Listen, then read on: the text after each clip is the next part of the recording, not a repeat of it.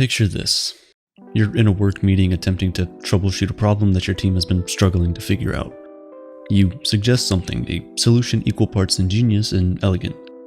Your coworkers are impressed and shower you with praise, all except for one person who for some reason looks upset. Afterwards, this person confronts you claiming that they had mentioned the same solution to you during a private call last week, accusing you of intellectual theft. "It was my idea," you shout back. What if I told you that both of you are technically correct, that your brain stole your coworker's idea and convinced you that it was yours? Scary, right? This is cryptomnesia, the reality that most of our thoughts aren't really ours. Also known as inadvertent or unconscious plagiarism, cryptomnesia is a memory error in which people mistakenly believe that a current thought or idea is a product of their own creation, when in reality they have encountered it previously and then forgotten. It's a form of cognitive bias that uses the brain's own tendency to inaccurately recall information in such a way that it benefits us. It can be something as simple as unintentionally stealing a coworker's idea, or as complex as accidentally recreating someone else's art. In the fall of 1970, George Harrison, formerly of the Beatles, released his first single as a solo artist. My Sweet Lord was an instant hit, soaring to the top of the charts around the world and becoming the #1 single in the UK for 1971. But what Harrison didn't realize was that he had unwittingly plagiarized the song's central melody. Soon after its release, a suit was filed against Harrison accusing him of copyright infringement. My Sweet Lord bore a striking resemblance to the late Ronnie Mac's song He's So Fine, and Mac's former production company wanted a cut of the royalties. What followed was one of the most notorious legal episodes in music history. Harrison found himself caught up in court battles for the next 5 years, and litigation related to the case would plague him until the late 90s.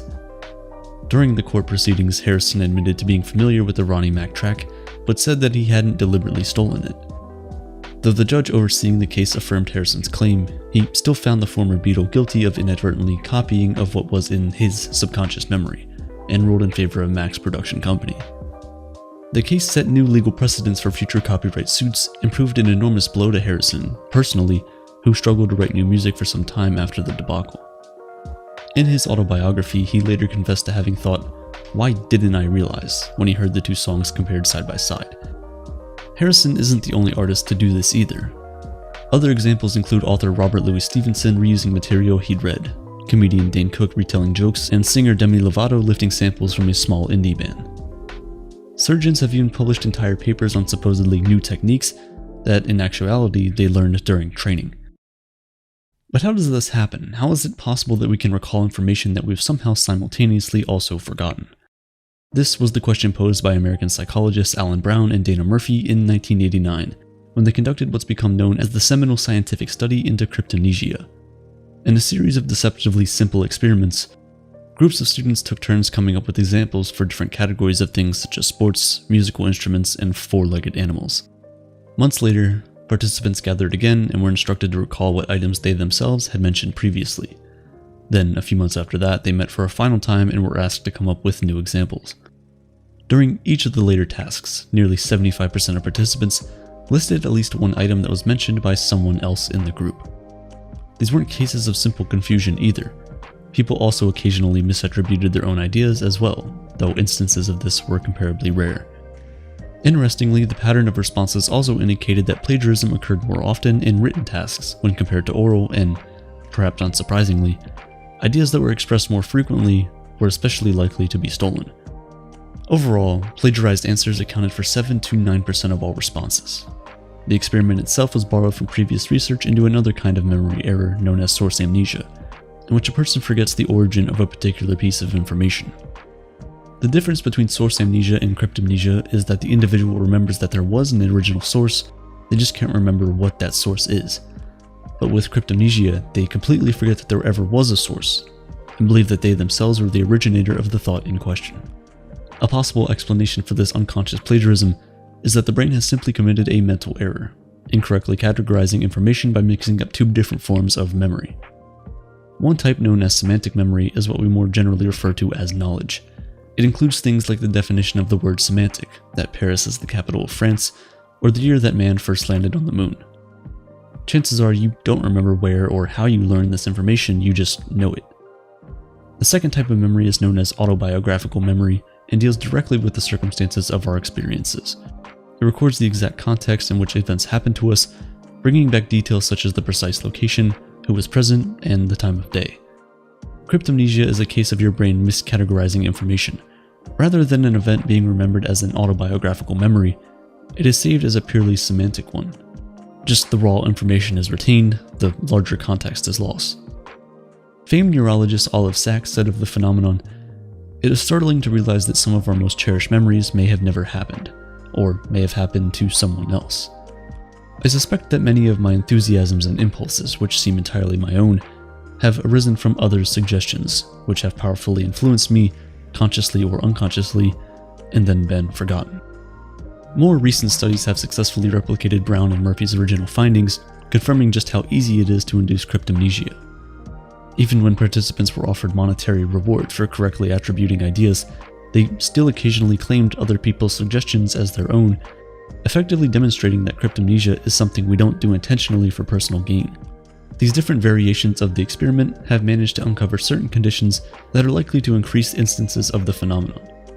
For example, the next in line effect demonstrates how people who come immediately after you in a brainstorming session are more likely to accidentally steal your ideas.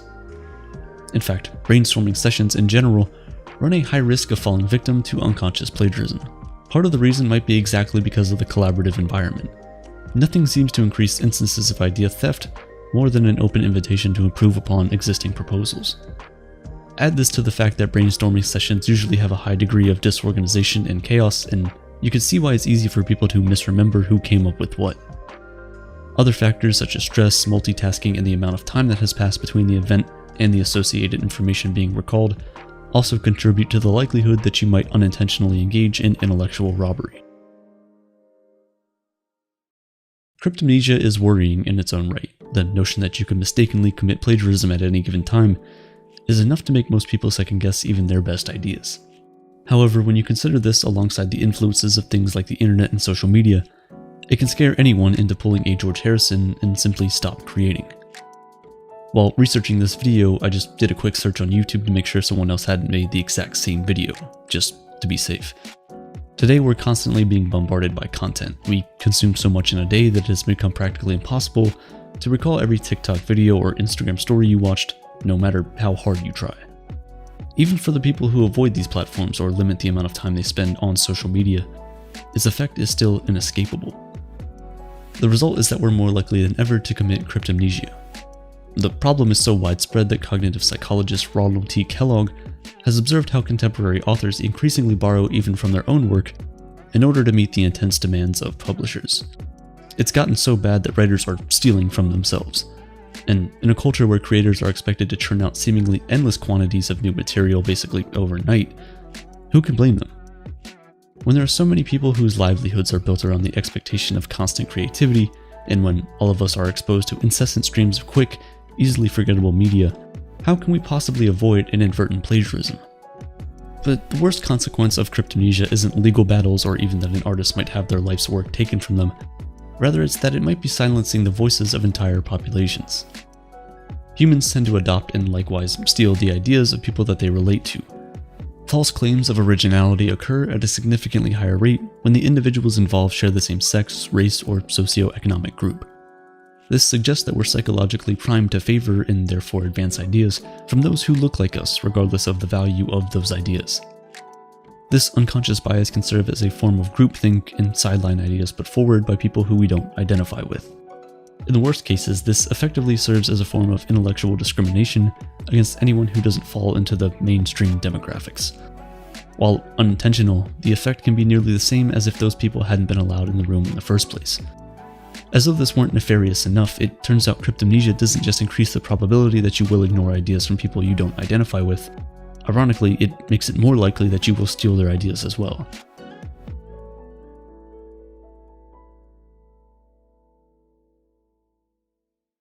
Alongside the experiments of Alan Brown and Dana Murphy, other psychologists investigating cryptomnesia in the 1980s observed a phenomenon that they dubbed social cryptomnesia. In a series of studies, researchers asked participants about their attitudes towards things like equal rights, environmentalism, and world peace. Most expressed positive opinions of these values, at least initially. But when participants were reminded of the groups who first campaigned for these causes, such as civil rights, green, and anti-war activists, the reported favorability dropped significantly. Despite participants having adopted identical views as these groups, it seemed that they had forgotten their contributions. Not only that, but these groups were seen as radical or deviant, despite their beliefs being essentially the same as the participants. More recently, in 2017, a study was carried out by Swiss researcher Fabrizio Butera investigating the effect of social cryptomnesia in relation to minority groups. In Butera's experiment, groups of women were asked to express their agreement or disagreement with statements on gender equality. Support for issues like equal salary, the right to vote, and freedom to divorce was overwhelming. Yet this support diminished when the phrase, "as proposed by feminist movements," was added to the statements, suggesting underlying prejudice. This despite every one of these issues having been fought for by suffragettes and other feminist movements throughout the 20th century. Though they may have shaped the popular discourse of today, most people seem to have largely forgotten about their contribution. The danger, then, of cryptomnesia is twofold. Not only are we biologically predisposed to ignore the ideas of people who don't look like us, but in cases where we do adopt those ideas, it's unlikely that we'll give them credit. The effect is a pathological undervaluing of minority activists, thinkers, and artists, leaving them in danger of being forgotten in spite of their contributions. Nearly everyone knows the name George Harrison, and if you don't, you definitely have heard of the Beatles, but I doubt you've ever heard of Ronnie Mack. If proper recognition isn't given to the people who deserve it, it only serves to prop up existing power structures, while perpetuating discrimination. In other words, it helps maintain the status quo. But how do we combat our bias? How do we stop ourselves from falling into the trap of cryptomnesia? One easy way is by going back and consciously reviewing material. Research has shown that this can reduce rates of cryptomnesia by 2/3. This kind of deliberate introspection, where you occasionally ask yourself where you've acquired certain information or beliefs, can help decrease derivative thinking. What's even better, we can actually use this knowledge to help change people's views of minority groups. Butera's 2017 study on social cryptomnesia also found that when participants were made aware of the disconnect between their beliefs and their attitudes towards the feminists that first fought for those same beliefs, their opinions of the group improved.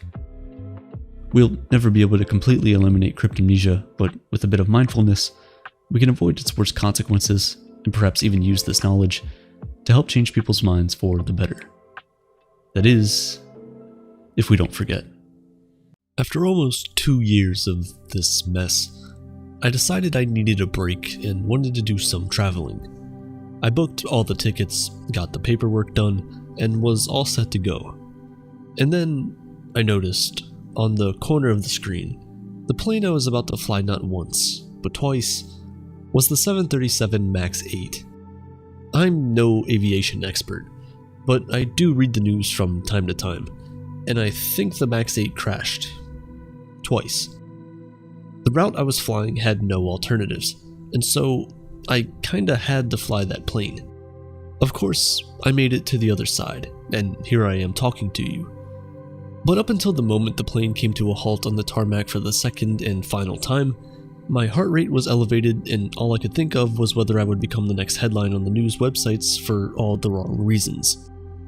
It didn't matter to me that the MAX 8 was only cleared to fly after thorough revisions and independent authorizations from the United States, European Union, and each airline that subsequently chose to fly it, all of which are institutions we would have trusted if we got on another plane. It didn't matter that after being grounded for nearly 2 years, the plane had actually been in the sky for nearly a year before I boarded one. It also didn't occur to me that after landing, to go to the hotel, I casually got onto a taxi, an act that is nearly 100 times more likely to result in my death.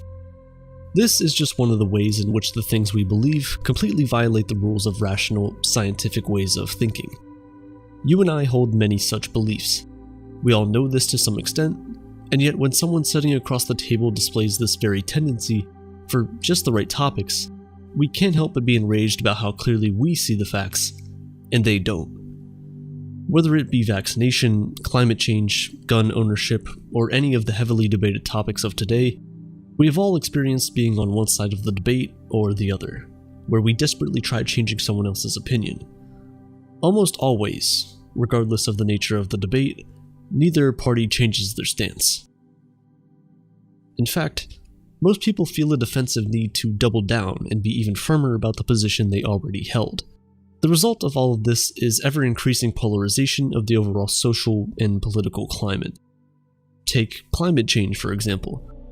One could theorize that the more educated a person is, the more likely they are to believe climate change is happening, and humans are largely responsible for it. Here, educated refers to institutional education, so people that have bachelor's and master's should, in theory, find climate change a no-brainer. But studies do not reflect that. Level of education is, in fact, a very poor predictor of whether or not you believe in climate change, or any other issue really. What is a better predictor is how you politically identify, unfortunately. As a matter of fact, generally more educated people tend to have even more polarized views on this issue and others than less educated people. Contrary to what you and I may think, people that don't believe in climate change don't necessarily do so because they're stupid. Far from it. The refusal to believe scientific evidence relies on how bias-driven the human thought process is. Once an initial bias has been developed, it is extremely difficult to change our minds. This has been demonstrated by numerous experiments where scientists presented participants with a made-up study about climate change. Neither party was aware whether the study was made up or not. The participants who already believed in climate change used it as reinforcement of their beliefs, and those that did not simply dismissed the study as bogus. Fake studies that argue against climate change have the same effect. People who already believe in climate change dismiss it with ease, and those who don't, embrace it. Presented with a new fact, both groups essentially become more polarized than they initially were. The more you feed into it, the worse it gets. Another experiment conducted in 2005 revealed what is known as choice blindness. Participants were shown two photos, one of which they had to pick as the more attractive one. They were then asked to argue what about the photo led them to their decision. After their choices, the researchers went on to secretly switch the photo with the option they had not chosen. Some participants recognized this switch, of course, but most did not, and they remarkably went ahead and actually justified the choice they didn't even make. This just goes to show that once the initial choice was made through gut feeling, emotion, or some other impulse, all the participants really cared about was convincing themselves that they had made the most rational decision. It reiterates that our positions often have very little to do with evidence. Then, what do they have to do with? And why do we end up defending them? Well, it has to do with our evolutionary desire to belong. Straying away from the herd does not do your chances of survival in the wild any good. Sure, you want to discover which new fruit you can eat or what new place you can find food in. But this curiosity must not overwhelm the need for survival. And even if we don't run the risk of being eaten in modern times, that tendency has very much remained in place. While curiosity and the search for truth often excites us, the need to belong to whatever group we find ourselves in seems to overwhelm all else. Today, when you see relatives arguing about politics over Thanksgiving dinner, what they are really doing is just signaling to everyone else what group or political ideology they belong to and how proud they are about it. Another reason why people tend to defend these, often ill-informed opinions, is because of how much they think they know about these topics. Known as illusion of explanatory depth, it's a mistake we are all guilty of having made. It's so easy to start a discussion with a friend and veer off into some deep uncharted territory, but carry on and make up things as you go along as so not to seem uninformed. Despite better access to information, it's especially prevalent in today's age where tweets are cheap, but thoughts are not. In an interesting 2014 experiment to illustrate this tendency, participants were asked about their recommendations about military intervention by the United States in Crimea. They were also asked to point out Ukraine on a map. The median guess as to where Ukraine was off by nearly 1,800 miles, and the farther off a participant was, the more likely they were to recommend military intervention. The researchers, Sloman and Fernbach, essentially summed up this result by the following quote: "As a rule, strong feelings about issues do not emerge from deep understanding." These examples should make it clear that the conspiracy theorists that people love to bash on may actually not be that far ideologically from the rest of us as we may think. Their reflexive need to belong is just as strong, if not stronger, than the rest of us. The only difference, perhaps, is the initial set of assumptions. In fact, conspiracy theories are often initiated on factual grounds. It's only later that they tend to diverge into unrealistic and unfounded realms. Case in point, a few months ago, there were reports of people licking handrails and doorbells because they thought it would strengthen their immune system. Before I say anything else, I just want to say, please don't lick handrails or doorbells. Now, the idea that these people have in mind is that your body reacts to some stress by building itself back better and stronger. This is a totally scientifically sound idea, and it's called hormesis. In fact, a hormetic response takes place in your body every time you eat broccoli. Where these people are wrong, however, is that hormesis doesn't just respond to any stress. It has to be very mild. While exposure to germs in small doses does induce a hormetic response, the surface of a doorbell has far too much bacteria to be even remotely safe. For reference, the surface of a mobile phone is more contaminated than that of a toilet seat, and your phone is only used by you. Imagine a surface that is touched all day, every day, by multiple people. Then there are caveats to how information is created in our world that doesn't lend itself to confidence for everyone. For example, the scientific method often relies on the idea of uncertainty, and that is something human beings are not confident with.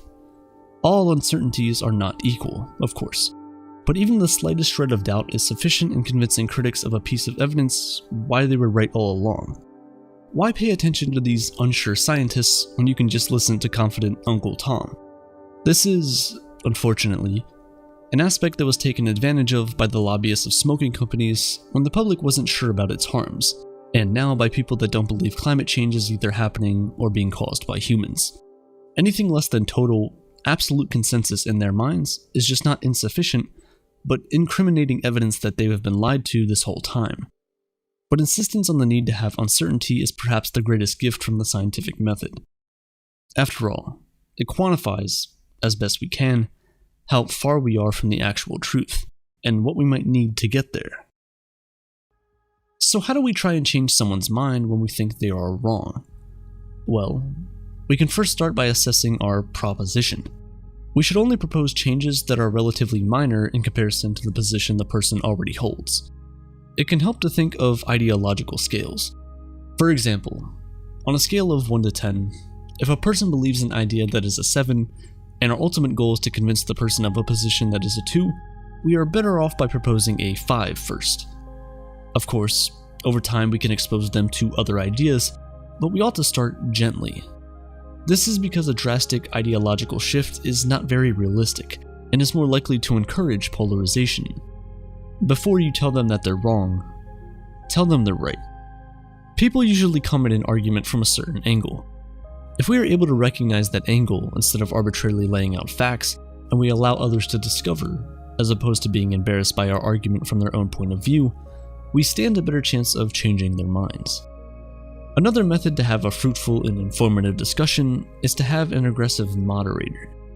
Now, of course, having a moderator in any kind of unofficial debate is not very routine, but it might as well keep your family together. Hear me out. Generally, the antagonism between two debaters who are arguing on a hot topic is because they feel as though they belong to different groups, as we've said earlier. Now, if you introduce a moderator, and an aggressive one at that, the focus quickly shifts from needing to defend each other from themselves to defending each other from the moderator. This can have a unifying effect that forces the debaters to see more reason in their opponent's arguments. Another mistake people make when arguing for or against a government position is to forget that the person who is arguing is not the government or even a representative of it.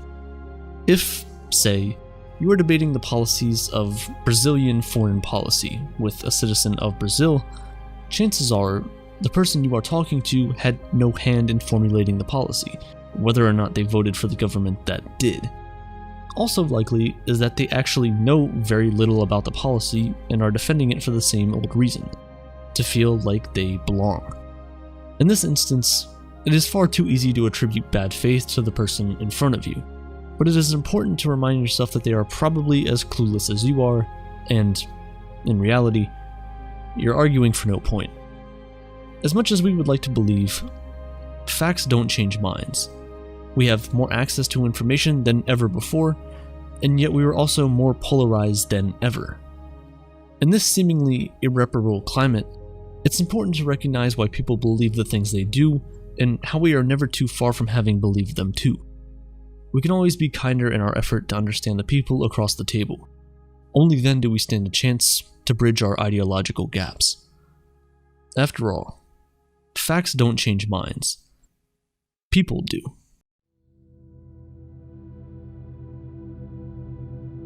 The mind can hold tremendous power over our bodies.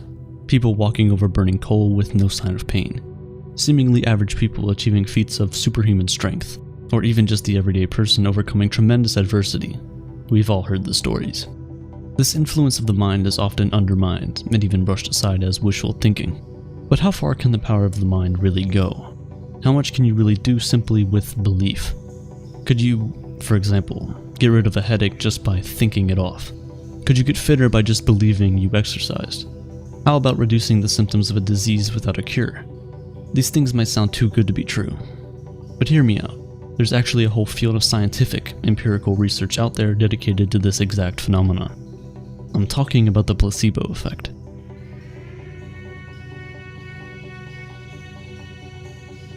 It's generally understood as an effect where your mind tricks you into believing that a not-so-real treatment has real therapeutic results. People seem to experience a benefit after taking a look-alike pill or drug that has no active ingredients in it. Sometimes, the placebo effect can be induced by words alone. All this should have no medical effect on the patient, and yet, it does. There are different kinds of placebos too. Pills, drinks, injections. Interestingly, some of these placebos are more effective than others, but I'll get to that later. In most cases, people receiving placebos believe they're getting a real medical treatment. For example, in a clinical trial for COVID-19 prevention, a medical team chose a vitamin C supplement as the placebo. It was chosen as such because there's a widely held view that vitamin C supplements help prevent the common cold and diseases like COVID-19, even though there's almost no evidence to prove that that's really the case. In this instance, the general perception was enough to essentially hide the pills as placebos, whilst the rest of the medicines were actual treatments. Remarkably, however, in certain scenarios, placebos tend to work even when the patients receiving them know that it's only a sugar pill. Regardless, for the majority of the history of the placebo effect, deception has played a key role. In fact, the name placebo originates from the term placebo singers, people who, according to French custom, would show up at funerals. They almost never had anything to do with the deceased, and would only show up for a share of the funeral food and drinks. Funeral crashers, if you will. And they wouldn't just show up. They would express great sadness and despair at the loss of the deceased, to complete the act.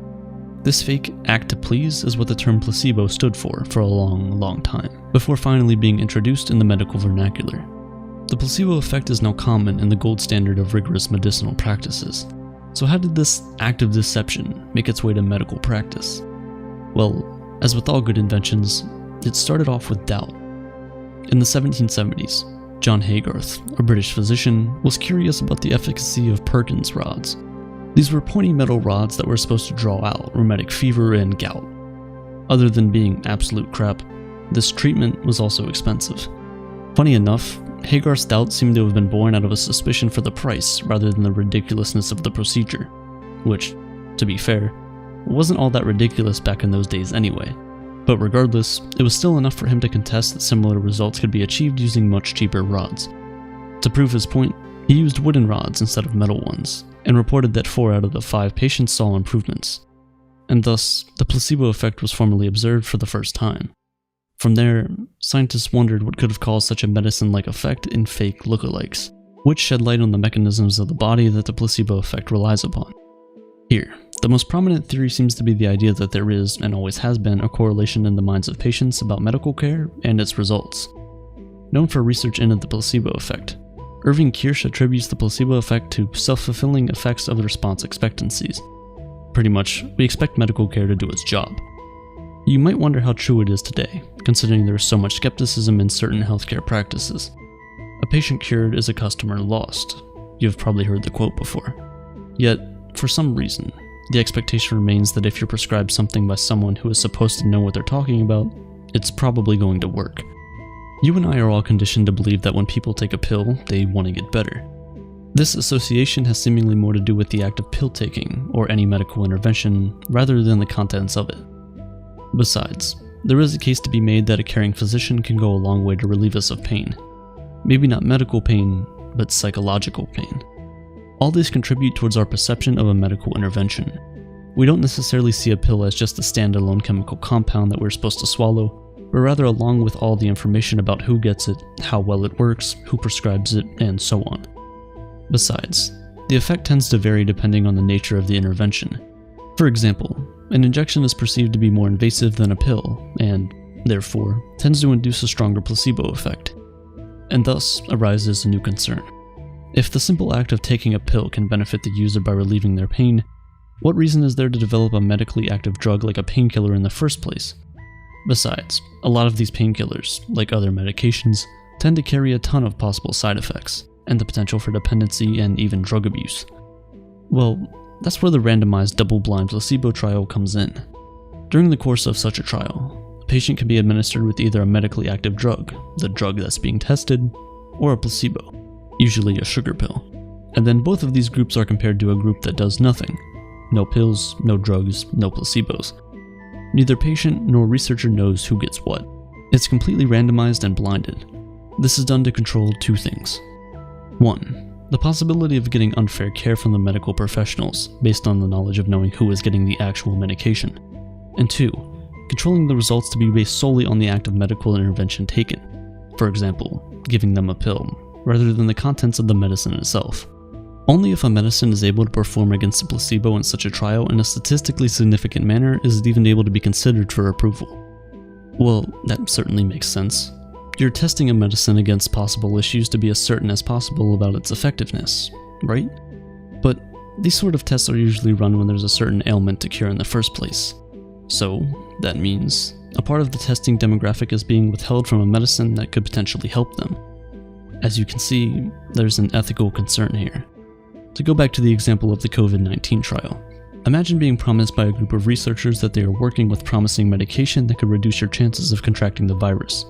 But, lo and behold, a part of those subjects were given no such medication while being lied to, legal aspects aside. Obviously, you and I know that it's done for the greater good. Researchers generally take layers of precautions to prevent any serious damage, and as more evidence emerges, the know-nothing anxiety about the virus is now turning into just general caution. But still, how would you have felt if you were one of the people who were given the placebo?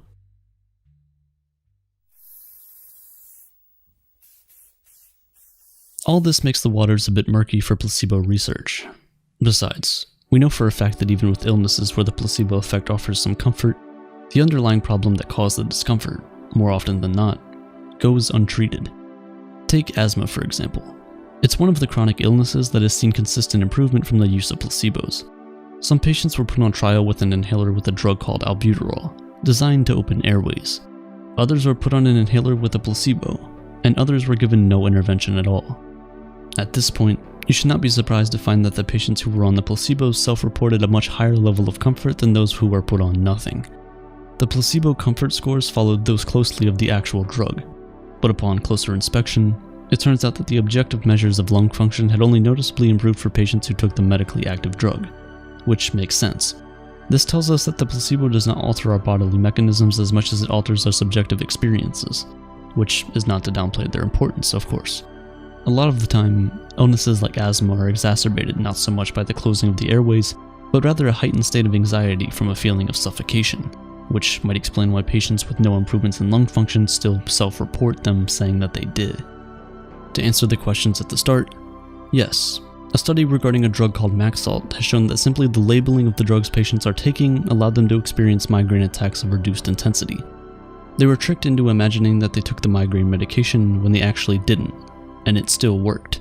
And yes, hotel cleaning staff that thought they had exercised through their regular work had all noticed significant changes to their body weight, waist to hip ratio, and even their blood pressure. And yes, patients with Parkinson's disease who were randomly switched to placebos still kept experiencing healing. This is all great news, as it opens up avenues of potential treatments and ways in which patients' quality of life can be improved. In fact, the placebo effect is seemingly getting bigger, which makes these findings all the more important. There are reasons to doubt the placebo effect, however. For instance, just as researchers might be inclined to nudge participants one way or another to affirm their own beliefs about the efficiency of a drug, participants too have their own set of biases. The Hawthorne effect talks about a scenario where participants alter their responses once they realize they're being observed. The novelty of the experience of being part of a trial, the increased attention, all these things might affect what a participant is saying, since so much of the effectiveness of the placebos have been derived from how the patients are feeling. In other words, their subjective experiences. This is a crucial and potentially experiment-changing variable. There's also the idea of regression to the mean, meaning the natural tendency of most patients to get better with time. They might incorrectly attribute this to natural improvement to the medicine they're taking, placebo or not. Additionally, if the magic of the placebo effect depends on our ability to make associations between medical care and relief, then I'm afraid it could also turn to sorcery. Known as the nocebo effect, this phenomenon describes a situation where the expectation of a negative outcome induces negative therapeutic results, the exact opposite of the placebo effect. For example, the same placebo has been found to raise blood pressure, heart rate, and induce sleepiness depending on whether it was given to the participants as a stimulant or a depressant. The changes were significant, mind you, in both cases. It's just that they were exactly opposite, and that's both fascinating and alarming. That's because it goes to show the power of such an association and how it could be used to improve so many lives. But on the other hand, it also makes you wonder how many people are miserable because they're thinking the wrong things. Take fad diets, for example. Once you have established that food A is incredibly harmful for you because someone on the internet said so, you start developing a very strong negative association. You start off by just avoiding that one food. But then you start reading labels and you find out that this has a little bit of this and a little bit of that, and you slowly start taking things off your plate. The result, almost always, is an unsustainable diet, not to mention possibly unhealthy.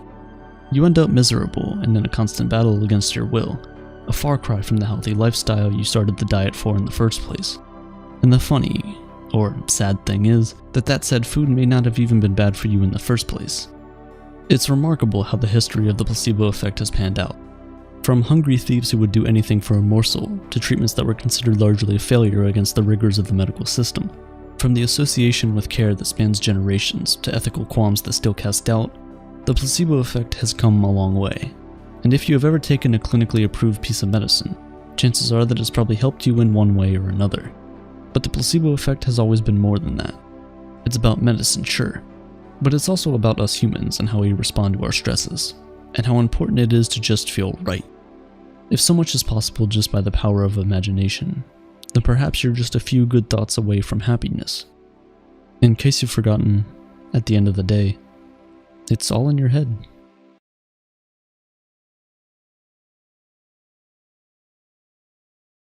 We've all experienced it.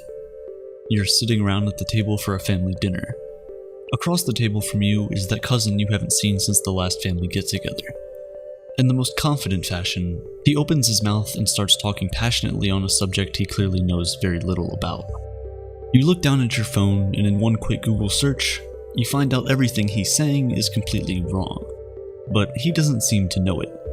Everyone else at the table doesn't seem to know it either. His confidence is so strong and unwavering that you start to wonder, does this guy know how wrong he really is? This is the Dunning-Kruger Effect. People who know very little about a subject tend to overestimate how much they know because they just don't know how much they don't know. As a result, the people who are most confident in their ability are not usually the ones who should be.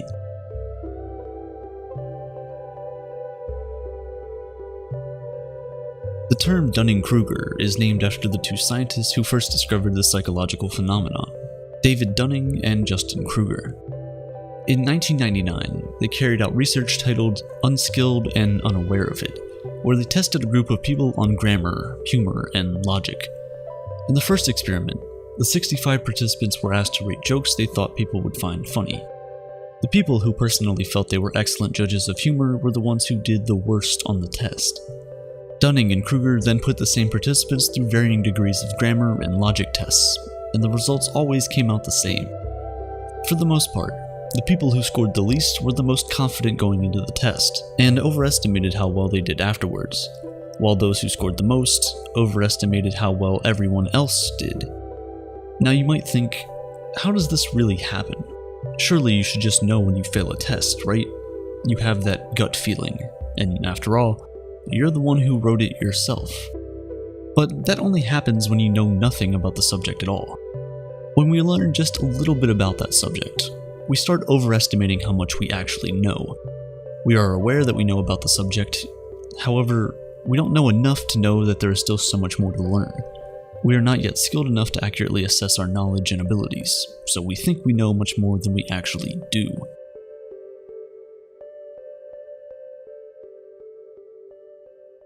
Imagine you're given a test about the culture of extraterrestrial life. You just watched a 30-minute YouTube documentary and you're feeling pretty good about your knowledge of things that haven't been proven to exist. But apart from this documentary, you haven't done any other research about extraterrestrial life. You haven't been to space, and you certainly don't have any alien friends. You're handed the test, and in it, you're asked to answer 20 questions about life as an extraterrestrial. I know what you're thinking. You're not entirely ignorant. You just watched a 30-minute documentary about aliens, so you'll certainly ace this test, or at least do better than the average. Right? Well, that is the Dunning-Kruger Effect at work. Because the truth is, just one documentary is not nearly enough. You've only just discovered the tip of the iceberg, but because you don't know how big the ice under the water is, you'll keep living in the illusion that you've explored all of it. And we see this every day. From your cousin sitting across the room to that one coworker that gets really annoyed when someone else gets the promotion they feel they so desperately deserve. Performance reports at work give us an unbiased view on how well we've done. However, when people who truly don't know all that much get these results, they aren't satisfied with it. Because in their minds, they've done a lot better than what the report says, so they make up excuses like, the boss didn't like me, or look down on the coworker that got the promotion over them, not stopping for once to think that maybe they still have a lot to learn. All the engineers in a company were once asked to rate their work and determine how well they were doing compared to the rest of their colleagues. 42% of the engineers believed that they were among the top 5% in the company. In another scenario, professors were asked whether they did average, below average, or above average work. 94% of all the professors in the survey believed that they do above average work, a figure that defies mathematical plausibility. You would think that professors who are always grading people would be able to come up with a more accurate self-assessment. But the reality is, we are all victims of the Dunning-Kruger Effect, both as professor and student. Some scientists argue that the Dunning-Kruger Effect might not be because of poor self-assessment, but rather just the poor performers wanting to paint a fluffed-up report of their performance. And while you can get where this argument is coming from, it doesn't make sense, because there are a lot of places where we observe the Dunning-Kruger Effect even when there's no reason for the person to want to look good. The truth is, we can't give an accurate judgment of skills we know only very little about, because we simply don't know what is good and what is not. We haven't seen both ends of the spectrum.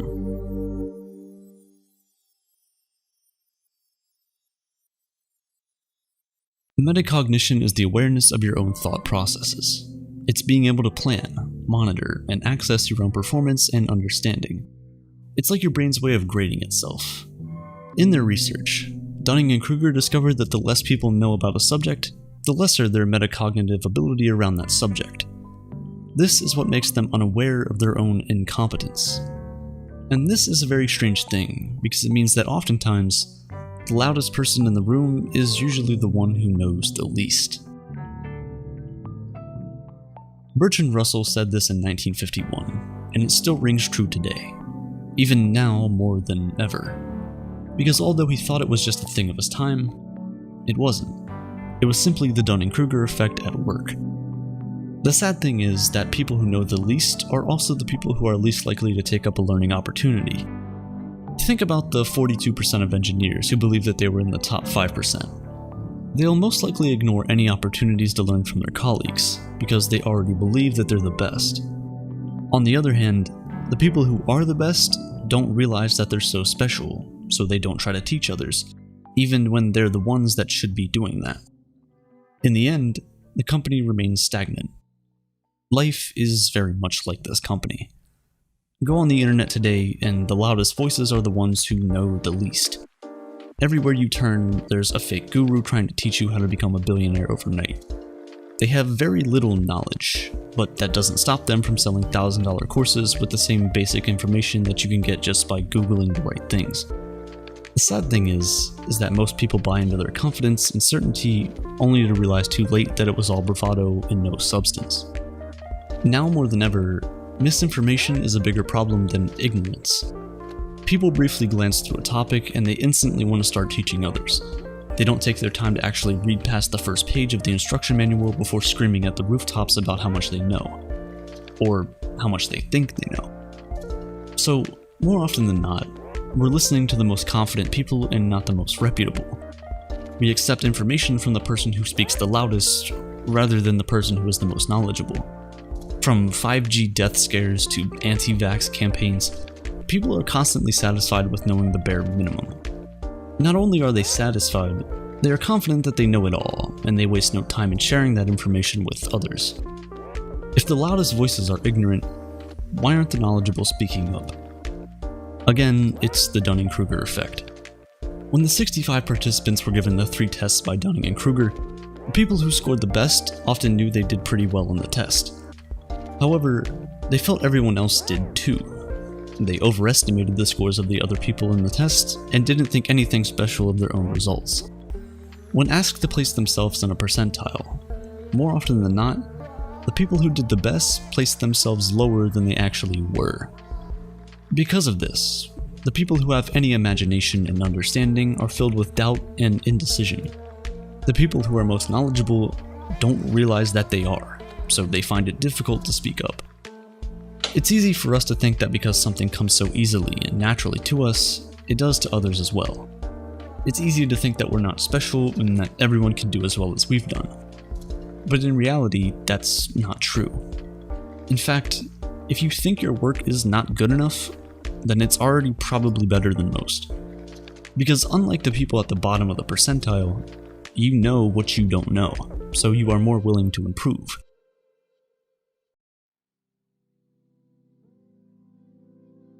The Dunning-Kruger Effect is not entirely a bad thing. In fact, it's the reason most of us can take a leap of faith. I started this channel without knowing how difficult running a YouTube channel is, how badly an algorithm can beat you down, how the numbers on the screen affect the value you place on your work. I didn't know all of that at first. All I knew was to make a video and upload it.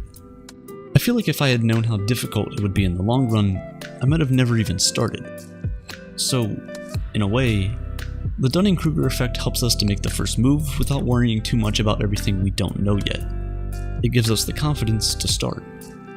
Once we take that first step though, it's up to us to not get comfortable and confident in the little that we know. We must fight the cognitive biases and realize that we've only scratched the surface and there's still a long way to go. We're often taught not to compare ourselves with others, and most of the time, that's excellent advice. Constantly pitting yourself against others can leave you unhappy and unmotivated. But the truth is, comparison isn't always a bad thing. When we compare ourselves with others, we're able to better assess how well we're doing. Think about the participants of Dunning and Kruger's experiment. If the people who had scored the lowest were shown the scores of all the participants afterward, they would have been able to understand that they weren't as knowledgeable as they thought they were.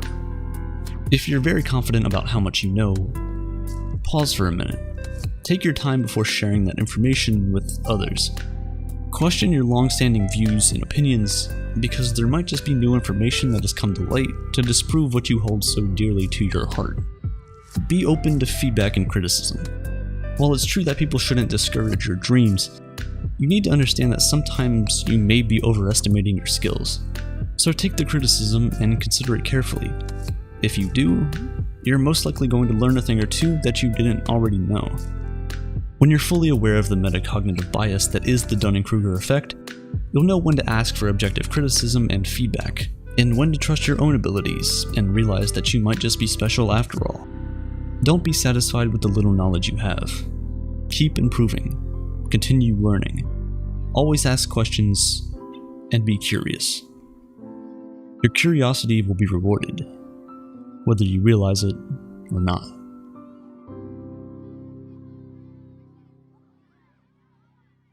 Manipulation is everywhere. The social influence aimed at changing the behavior or belief of a person through emotional coercion, emotional manipulation, has always been prevalent in human interaction. It's in all of our relationships. Companies use it on us to make us buy certain products or feel a certain way, and even influencers use it to make sure they keep their followers. Pretty often, we're made to do things we don't want to do by people we hold in high esteem, without realizing that we're being manipulated by them. Nigerian writer Chimamanda Ngozi Adichie once said, "Show people as one thing and only one thing over and over again, and that's what they become." This stereotyping is a form of gaslighting. It's intentionally accusing someone of being a negative stereotype, whatever that may be. A few years ago, Facebook worked in partnership with the University of California to perform an experiment. In this experiment, Facebook purposefully altered the feeds of around 689,000 users, such that some only saw positive stories on their wall, while others only saw negative stories. After about a week of doing this, when these users posted their own updates, most of the time, they had been influenced by the emotions that flooded their wall. People who were fed more negative posts, in turn, put out more negative posts, while those who received a swell of positive posts used more positive language when making their own posts. This rather controversial experiment just shows how easily our emotions can be manipulated, even in very subtle ways.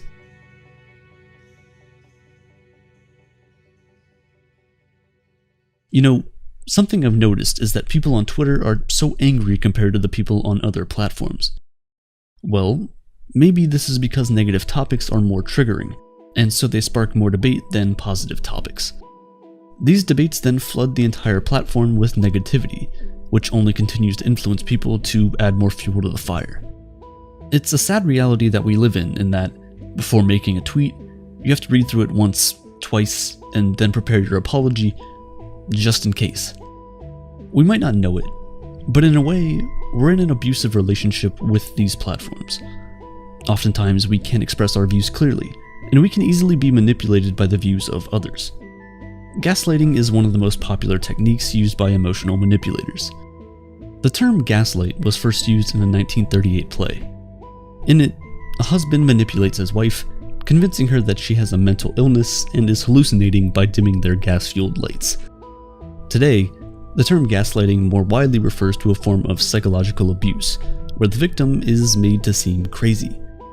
The reality of the situation is turned on its head, so that the victims start to doubt their own logic and reasoning. The term has been popularized thanks to the internet. However, still not many people understand the concept of gaslighting and how deeply it can affect someone. Children who grew up in unstable homes where things such as abuse, alcoholism, and other issues are rife often experience gaslighting at such a young age. These kids go up to their parents to ask them what's going on after witnessing it with their own eyes. But the parents instead tell them that nothing of such is happening and it's all in their head. The parents might not be actively trying to gaslight their child. In fact, more often than not, they think they're protecting the child from the harsh realities that they're faced with. In truth, though, all that does is make the child question their own sanity and senses from such a young age. And so, they grow up not being able to trust their own judgment, or even that of others, because, well, what if they didn't actually see what they said they saw? Gaslighting doesn't only work in interpersonal relationships. It also works en masse, a phenomenon that some experts call structural gaslighting, convincing a large group of people that their realities are skewed or even flat out wrong. Things like racial and political gaslighting fall into this category. Adolf Hitler is regarded as one of history's greatest emotional manipulators. After the loss of World War I, the last thing the Germans wanted was another war.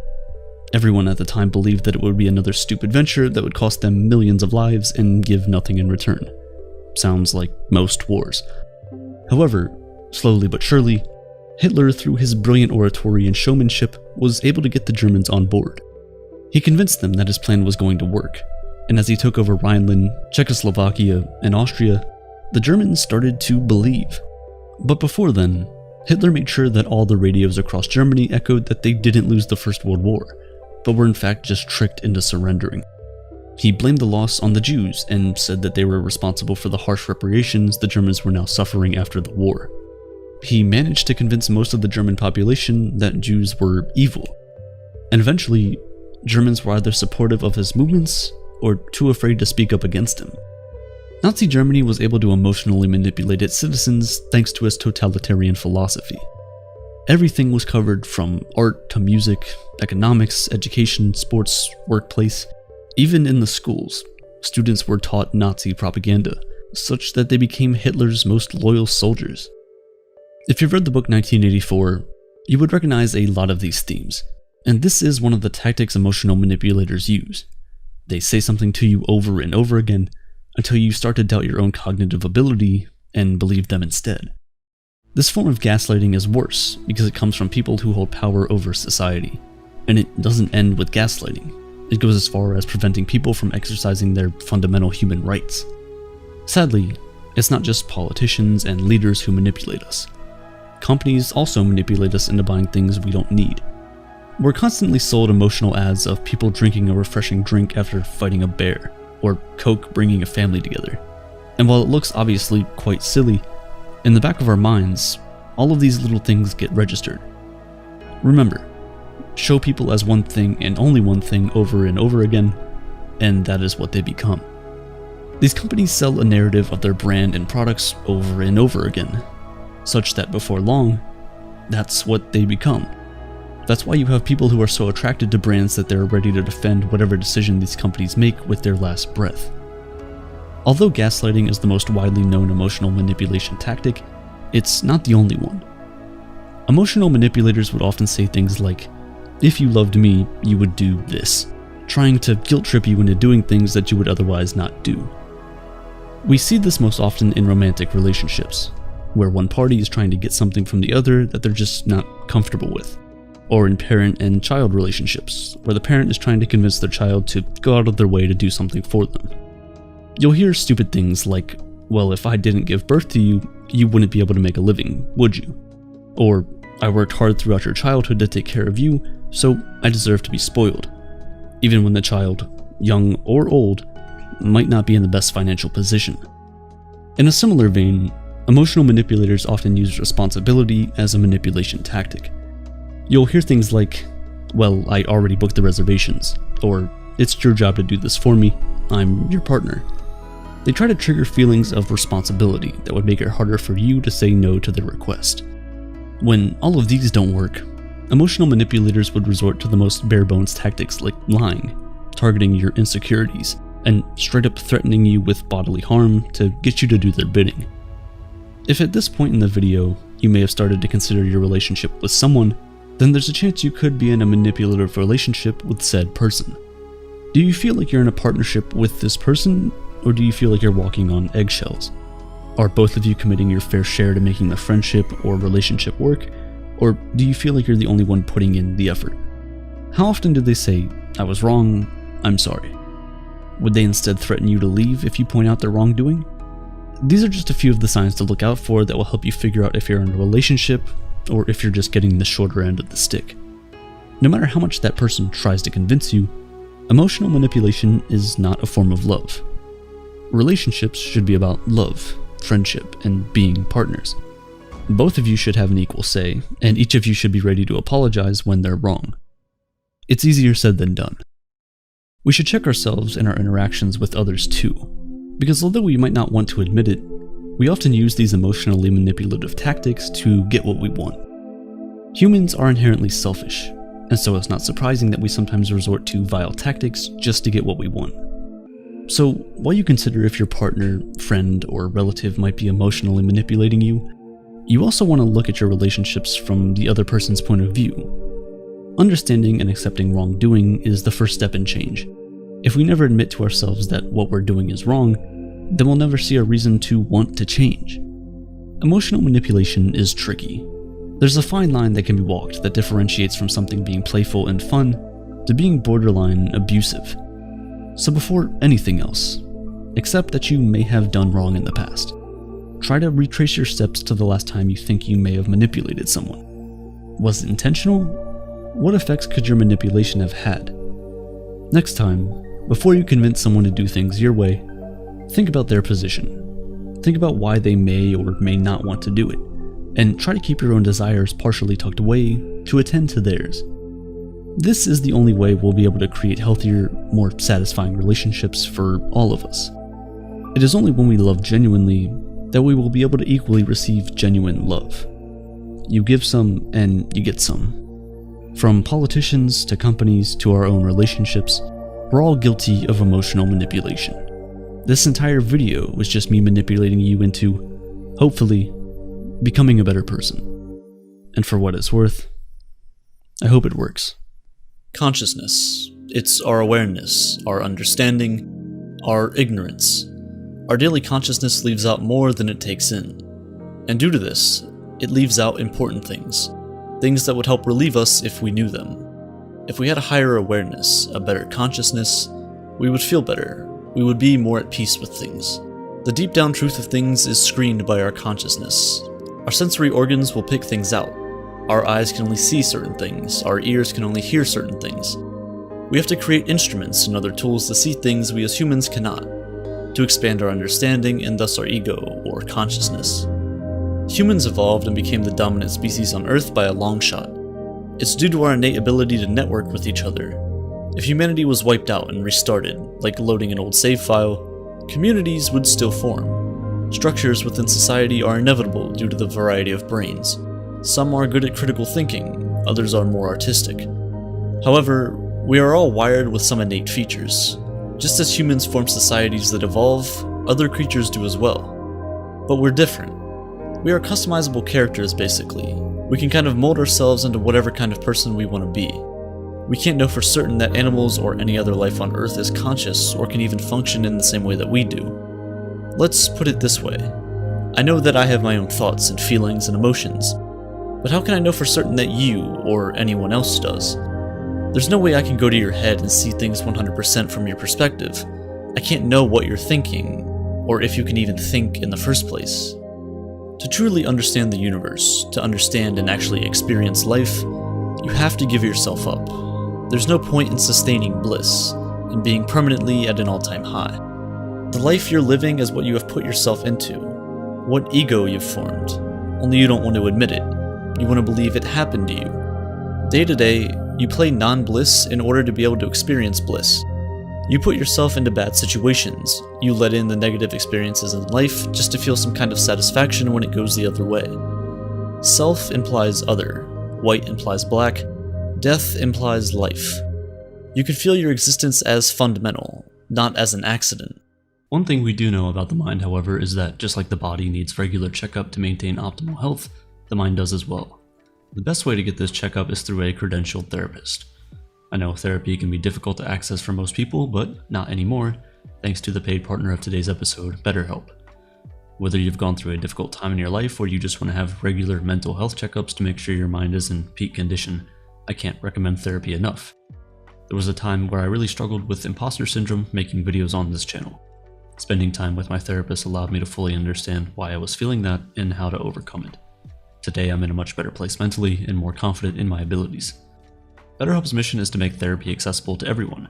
All you have to do is answer a few questions, and usually in as little as a few days, you'll get assigned a professional credentialed therapist. If you don't like the therapist you were assigned for any reason, BetterHelp makes it super easy to switch to a new one, completely free, so you can make sure you have the best connection possible with your therapist.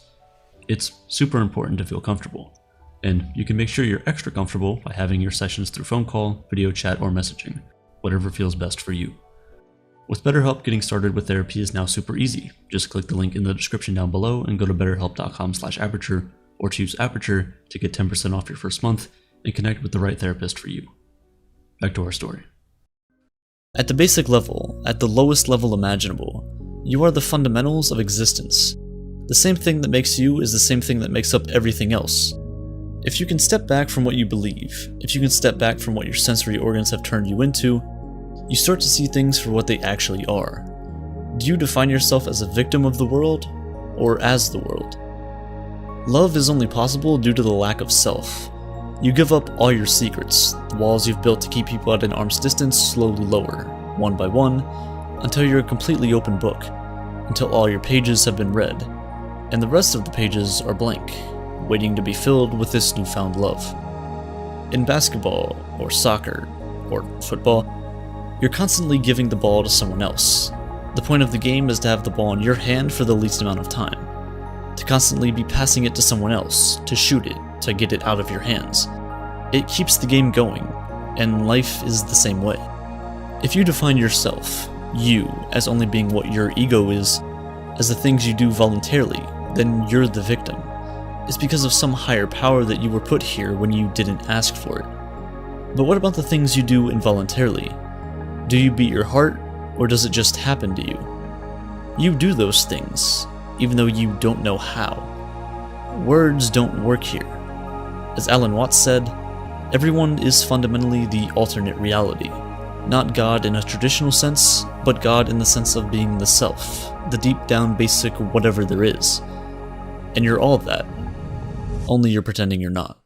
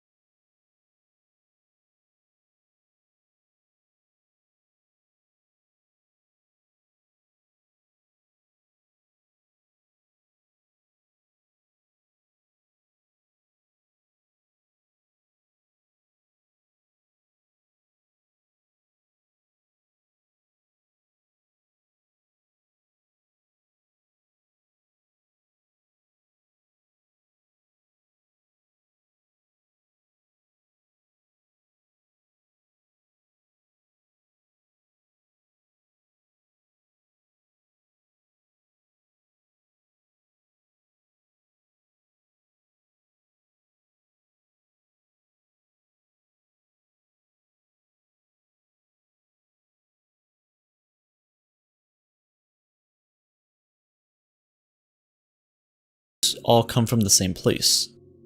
Energy cannot be created or destroyed. It can only be transferred from one form of energy to another. But many of us have this fear that it's all going to come to an end. And while yes, your life will end, your energy will not. It will continue onward, forever. But our consciousness has convinced us otherwise. We form this thought process, almost like we've been hypnotized, to think that we are all there is and all there ever will be, and that it's all going to come to an end. This leaves us unsatisfied and unhappy. But the universe is continuous, and you are technically the universe, so you will continue on as well. Your death is not the end of you, it's the death of your ego. Many people experience the same exact thing while living. Ego death. It tends to be induced through psychedelic drugs, LSD, shrooms, the list goes on. While working on this video, I actually experienced it myself, and although not intentional, it provided clarity in a way I've never before experienced. It's not the ego in the vernacular sense, as describing a person's self-worth. It's the philosophical ego. It's the complete loss of subjective self-identity.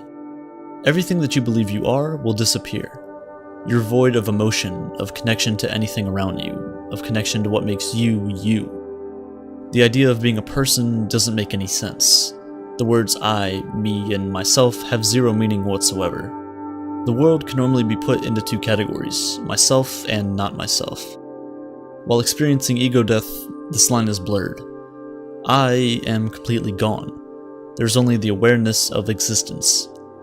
The lifetime accumulation of your thoughts and emotions are put on pause. It's as if you're on a cliff approaching an infinite void beneath you. Your life is continuous and exists all the way up the mountain until you reach the edge. Beneath you, though, is the unknown. Ego death is jumping into that void, leaving behind everything you've ever known. It's as if you've stepped out of your body into a separate entity.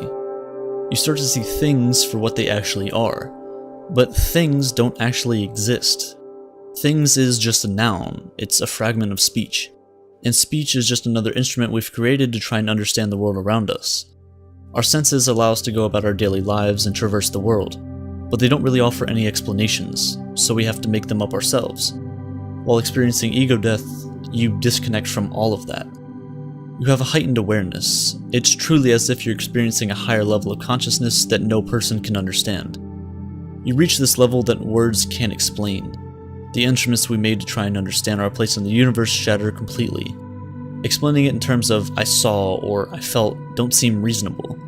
Our languages are instruments created to explain things that someone experiences. But while undergoing ego death, there is no someone. There is no me. So how do you describe it?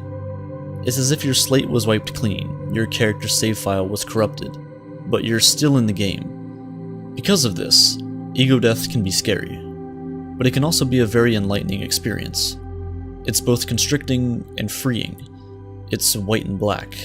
It's like you're defining what life is like through experiencing death. We cannot be more sensitive and welcoming to pleasure without being more sensitive and accepting to pain. You're flying and sinking at the same time, being pulled from below, and above, in every direction, at once. While going through it, I ended up reaching a moment of acceptance. Ego death, while often extremely anxiety-inducing, offers a glimpse into a reality free of that. A life free of your personal flaws, your daily thoughts, your responsibilities. It personally feels as if time is frozen, and wherever your mind wanders is free to judge things as they truly are. You are the observer and the observable.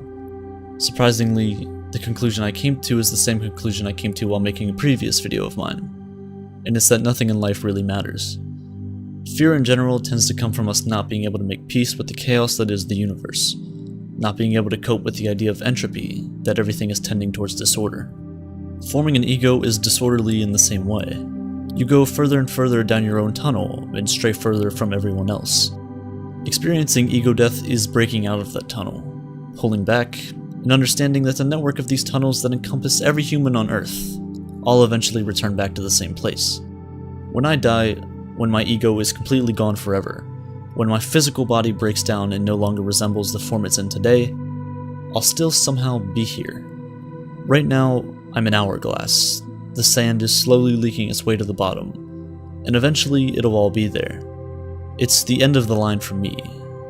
But when that day comes, the universe will stop by, take the hourglass, flip it over, and whatever made me me will then become something entirely different. We're all just a temporary collection of atoms, and whatever you and I subjectively believe we are won't last forever. But objectively, we will. For now, just enjoy the ride. Imagine you're flying, feeling the cold air on your skin, flooded by light. You look down and see a sandy beach peppered with palm trees, and you decide to go there. Suddenly, you're on the beach drinking a pina colada, but you're alone. Wouldn't it be nice if somebody was there with you? And then suddenly your best friend appears. It's comforting and warm, a feeling you know you've been craving because you've been struggling at work recently. You're grateful for their encouragement and for the pina colada. It's your favorite drink after all. You take a deep breath and enjoy the beauty of the moment. But it isn't a vacation, it isn't a game or a VR headset. It's a dream that you know you're in, a dream that you can control. The beach, the drink, the friend, you made it all happen because you're lucid dreaming. Lucid dreaming occurs when a sleeper is aware they're in a dream and can exercise some control over the environment of the dream. In a regular dream, we're aware of objects and events within the dream itself, but we're not aware that we're dreaming. We can't distinguish between being asleep and being awake. Lucid dreaming isn't anything new, it's a phenomenon that's been reported throughout history, but only scientifically documented since 1975. And a lot is still unknown about it. Why it happens, how to induce it, and what effects it might have on us individually and as a species. Some scientists believe that lucid dreaming comes from increased activity in the prefrontal cortex, and unlike non-lucid dreams that can take place anytime while we're sleeping, lucid dreaming happens during our rapid eye movement or REM sleep cycle, our fourth and final, deepest stage of normal sleep. But the biggest thing that those of us who haven't had the pleasure of lucid dreaming are wondering is, what's it like? Lucid dreamers have described feeling like they're playing a virtual reality game where they have some control over aspects of their scene and setting. These dreams can also leave lasting impressions that might be stronger than those we experience when we're awake. Most of us have had the experience of waking up from a dream, even one we can't fully remember, and feeling somehow changed from it. With lucid dreaming, that change or impact we might feel is much more visceral. Some lucid dreamers have talked about their dreams in religious terms, like an out-of-body experience. Some even say it feels like being temporarily abducted by aliens and transported to a different planet, like you're in your own personal video game. But one of the most interesting aspects of lucid dreaming is the emotional revelations that can happen in them. In a lucid dream, you might be introduced to elements of yourself you might not see otherwise. You might see yourself more sympathetically, kinder, braver, or more sensitive than you'd like to admit or take credit for in reality. In this sense, lucid dreams might offer some introspection that many of us hesitate to ponder in our waking lives. Now it all might sound pretty amazing and you might be envious if you've never experienced a lucid dream, because I know I am. And we're not alone in that envy. There's a subreddit with more than 400,000 members dedicated to the subject of lucid dreaming. However, only 23% of the population experience lucid dreams on a monthly basis, and less than 1% of people are what scientists call proficient lucid dreamers, people who can easily sink into and manipulate their lucid dreams. But the good news is that a majority of adults, 55%, claim to have experienced at least one lucid dream in their lifetime, so if you haven't had one yet, the odds are in your favor. And if you want to up the odds, here are some things you can do to pave the way to your lucid dream journey. First is to optimize your bedroom for sleeping. Good sleep hygiene is key to lucid dreams.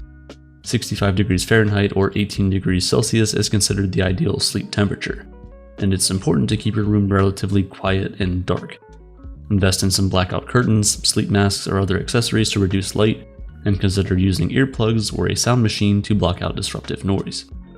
Another critical element to lucid dreaming is what researchers call reality testing. This consists of checking in with your environment and confirming whether you're asleep or awake.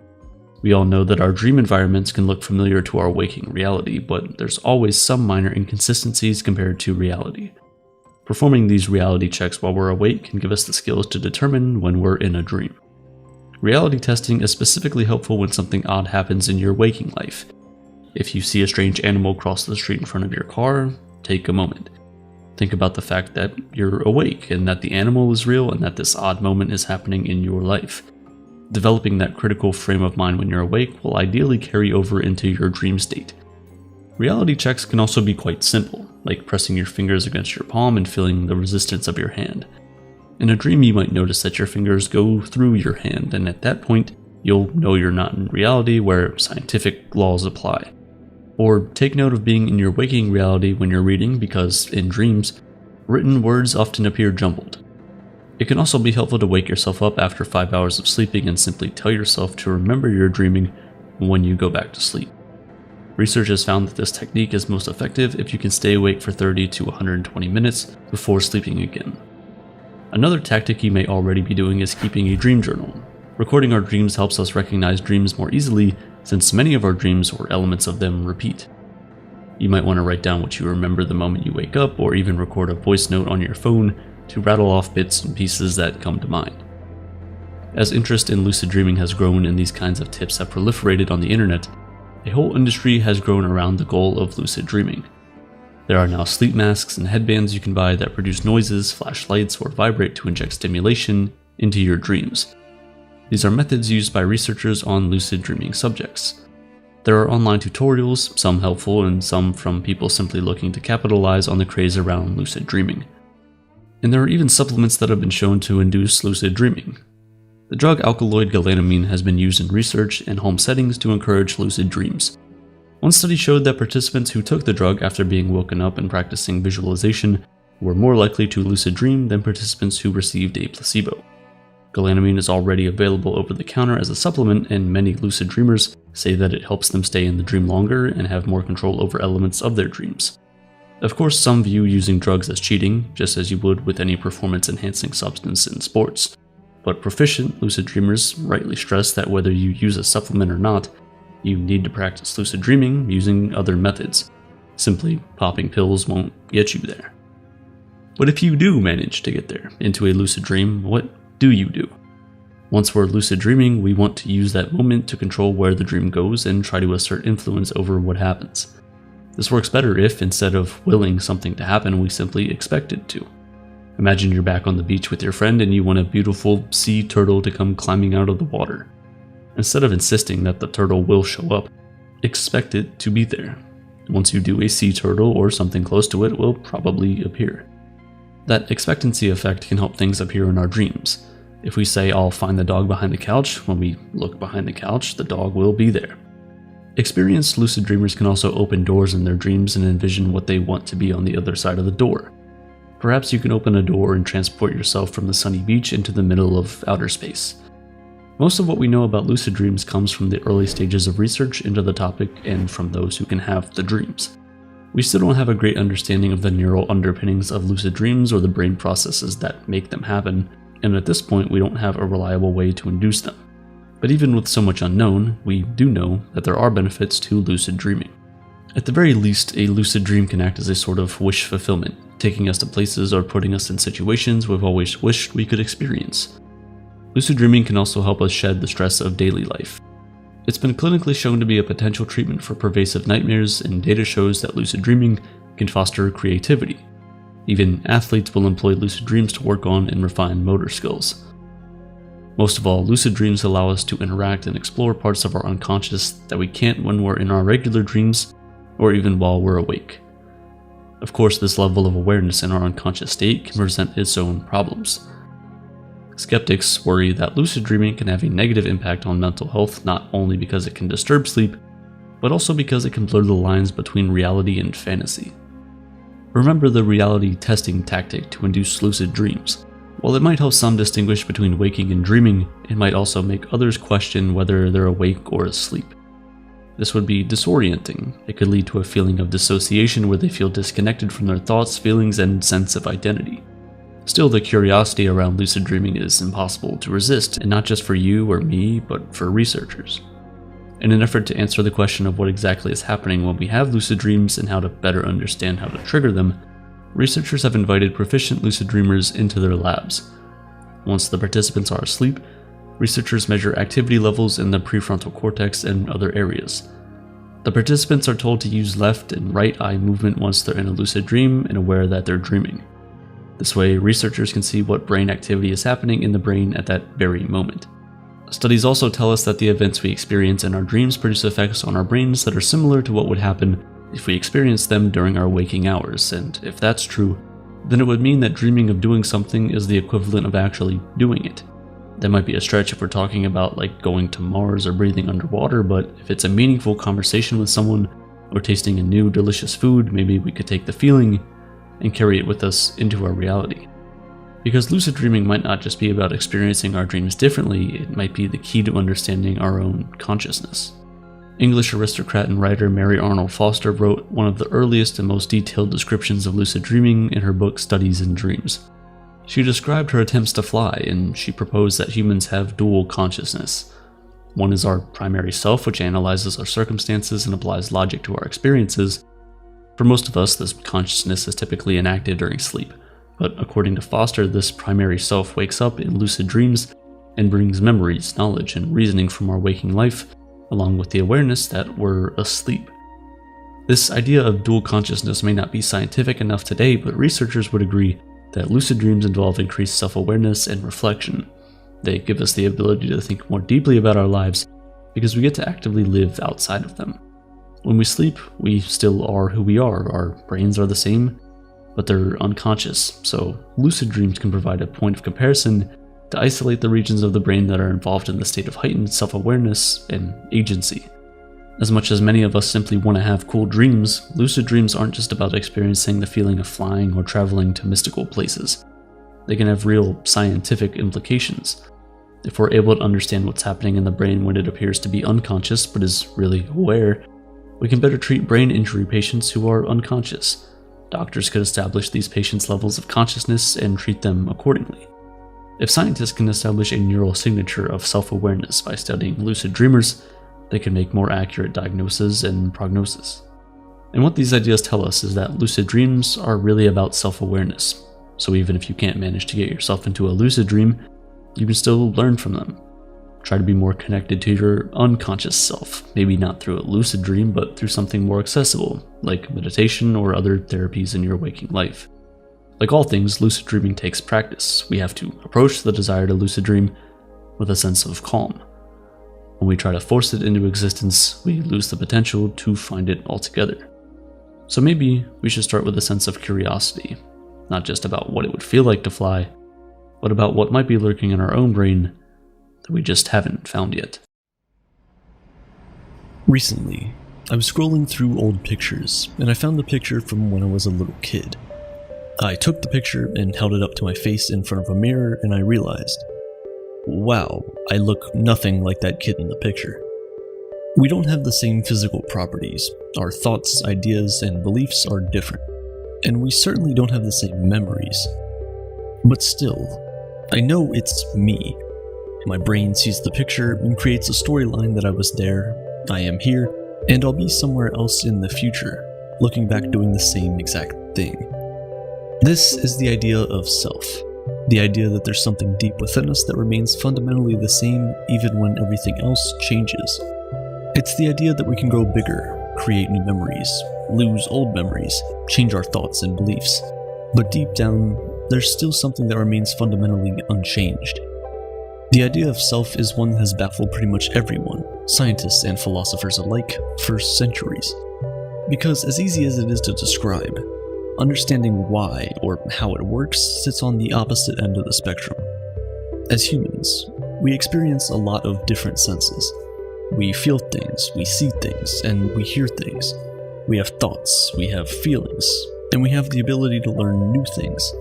But all of these things are separate experiences. So, at what point do all of these sentient properties become you?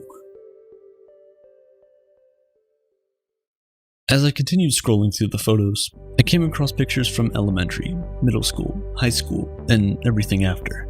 All of these photos looked completely different. When I think back to those times and the decisions I made, I would never make most of them right now. Yet, without a shadow of a doubt, my brain convinces me that I am still me. The words I and me are more than just pronouns. They are the two ways we describe self. When we say I, we talk about a being who is consciously aware of the present moment. So, I am reading this line on a script right now. On the other hand, when we describe self using the word me, we're usually referring to a personal identity, who we think we are. Me usually reflects who we are through the lenses of our past, present, and plans for the future. But we color our memories based on what we need to be in the present, and our plans for the future are always changing. How can there be a consistent being if everything that forms it changes? We like to think of memories as simply playing back a video in our head of what happened in the past. But that's not what memories are. Memories are our brain's reconstruction of the past experiences. We create these memories to fit the present narrative based on what we know now, how we describe me now, as well as our present needs and goals. So if you now think of yourself as a kind person, you're more likely to remember all the times you've been kind to people, rather than the times you've been unkind. We form narratives about ourselves around how we want to be seen by others. We convince ourselves that we'll act and behave a certain way to fit that narrative, even when we're often mistaken. If this is true and we can't trust our memories to give an accurate description of who we were in the past, then how can we have a self that exists through time? Aren't we just creating new selves every time this narrative completely changes? Think about it. It's not that the narrative continues down a different path, it changes completely such that what was no longer is. And if what was can no longer be, then we cannot say that there is a self that persists through time. Rather, the idea of self is one that is constantly recreated by our brains when the need arises. This is what we refer to as the illusion of self. Contrary to what you might be thinking, this does not mean that we don't have a self. It simply means that it does not exist the way we think it does. Our bodies are made up of a bundle of perceptions, sensations, and thoughts. Our brains try to make sense of the randomized nature of our being by creating a linear storyline. You were there, now you're here. It is this storyline of sorts that we describe as self. It's just the brain's way of making sense of the randomness that is human existence. This is why the idea of self that we have now cannot be true. When most people think of a self, they think of something that can exist outside of the brain. But that's just not possible. The self is a sensation of continuity and unity of self that is created by the brain. Anything other than this is just wishful thinking that humans are more than just a sentient bunch of molecules. The idea that deep down we have a soul, an immaterial essence, the driving force of individual existence. And in most religions of the world, this is true. But not Buddhism. Anatta is the Buddhist doctrine that teaches against the idea of a self. It teaches that there's no underlying permanent substance, there's no soul. Rather, everything we experience is simply perceived by our senses, not by I or me. It teaches that since there is no I, material wealth can't belong to me. So we shouldn't crave these things or hold on to them like they're worth more than just a few good sensations. Dropping all the other pictures I was flipping through, I picked up the picture from when I was a kid again. I held it in front of my face and stared at the mirror again. And as the existential crisis flooded my mind, I couldn't help but ask, if I wasn't told that that was me, would I have known? If I had seen this picture randomly without any context, would I have been able to tell that it was me? Definitely not. So then how can I say that there's a self that existed in that kid that still exists in me? How can I say our experiences are linear, that we're the same person? The truth is, you're not the same person that existed before, and you're not the same person that will exist in the future. Or at least there's no evidence to prove it. This thought is both terrifying and exciting. It's terrifying because it's fundamentally against everything we know about ourselves. If there's no self, then there's no self-will. And if there's no self-will, there's no morality. There's no right or wrong, good or evil, just a bunch of molecules interacting to the stimuli they're presented with. But on the other hand, it is exciting because it liberates you. Now you don't have to think, it's me against the world, because there is no you to begin with. You'll no longer think life is unfair because bad things happen to you. You'll see bad things happening to you simply as things just happening. Whether it's good or bad, it doesn't really matter, does it? You'll no longer be scared of death, because nothing can die that never was. You'll understand that death is simply a natural occurrence. The illusion of self is one of the most powerful and consistent illusions we experience. It's there right from when we're toddlers up until the day we die. If it isn't real, then why do our brains create these storylines? Why does this illusion exist? As living things, our goal is to survive and thrive. We learn, adapt, we grow. And one of the most important building blocks of survival is competition. Without competition, we'll all be satisfied with where we are and have no desire to strive for anything at all. Without the illusion of self, there is no competition. Competition is built on the idea of a single entity outdoing another. If there is no single entity and just sentient chemical reactions, there will be no competition.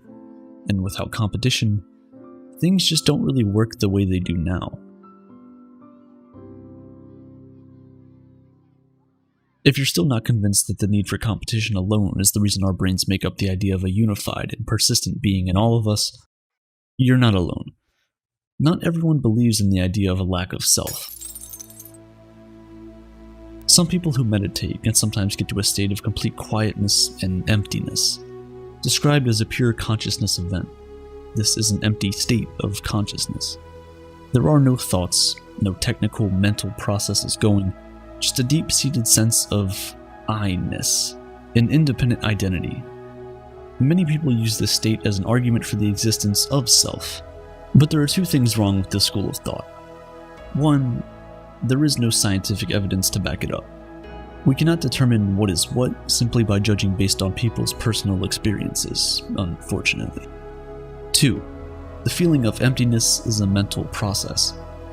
That in itself is your brain telling you that you're free of thoughts. It's still a brain activity. Some people argue that if there is no self, then how can we trust the judgments of anyone? If a ghost came out today to tell us that there are no ghosts, how do we believe them? For you to be able to pass judgment on consciousness, you need to be an objective observer.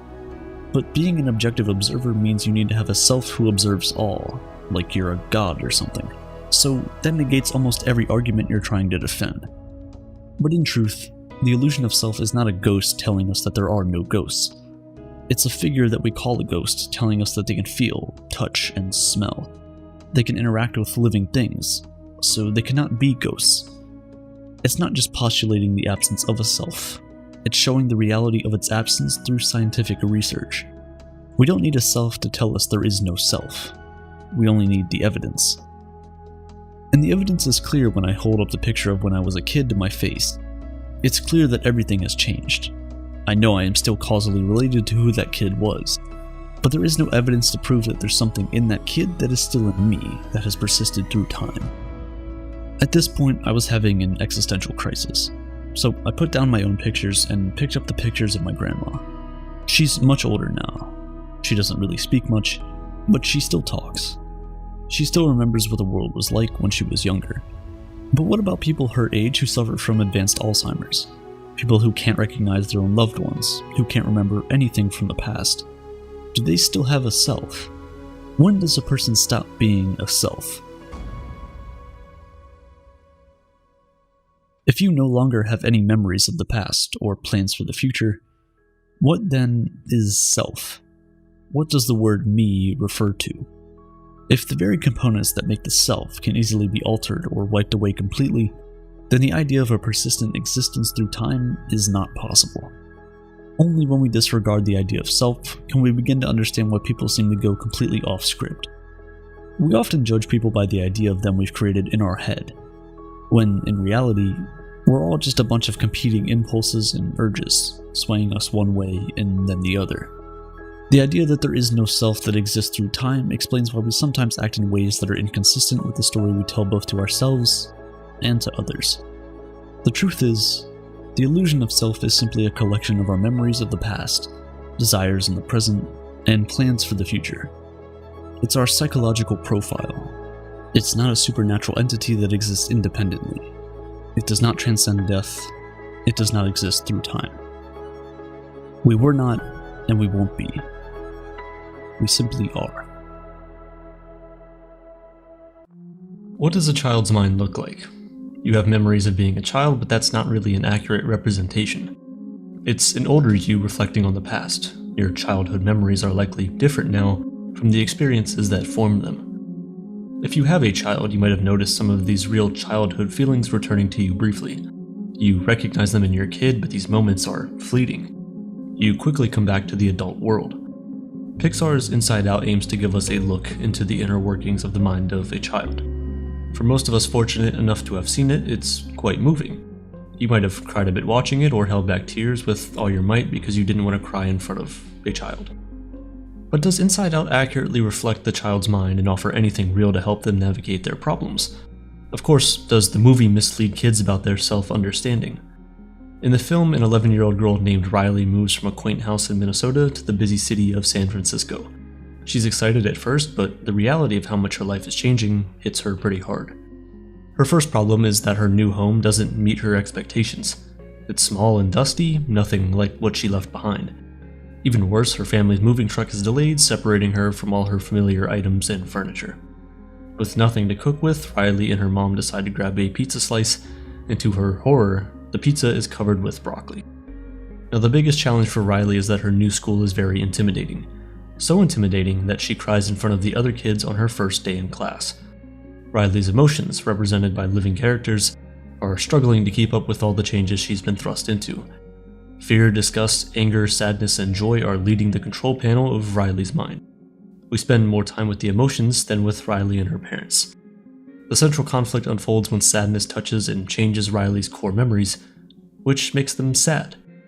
Joy tries to turn these memories joyful again, but ends up getting lost in the process, along with sadness and the core memories. And so begins Joy and Sadness's mission to get the core memories and themselves back to the control center. This leaves the other emotions in charge as Riley's personality islands begin to collapse in on the absence of her core memories.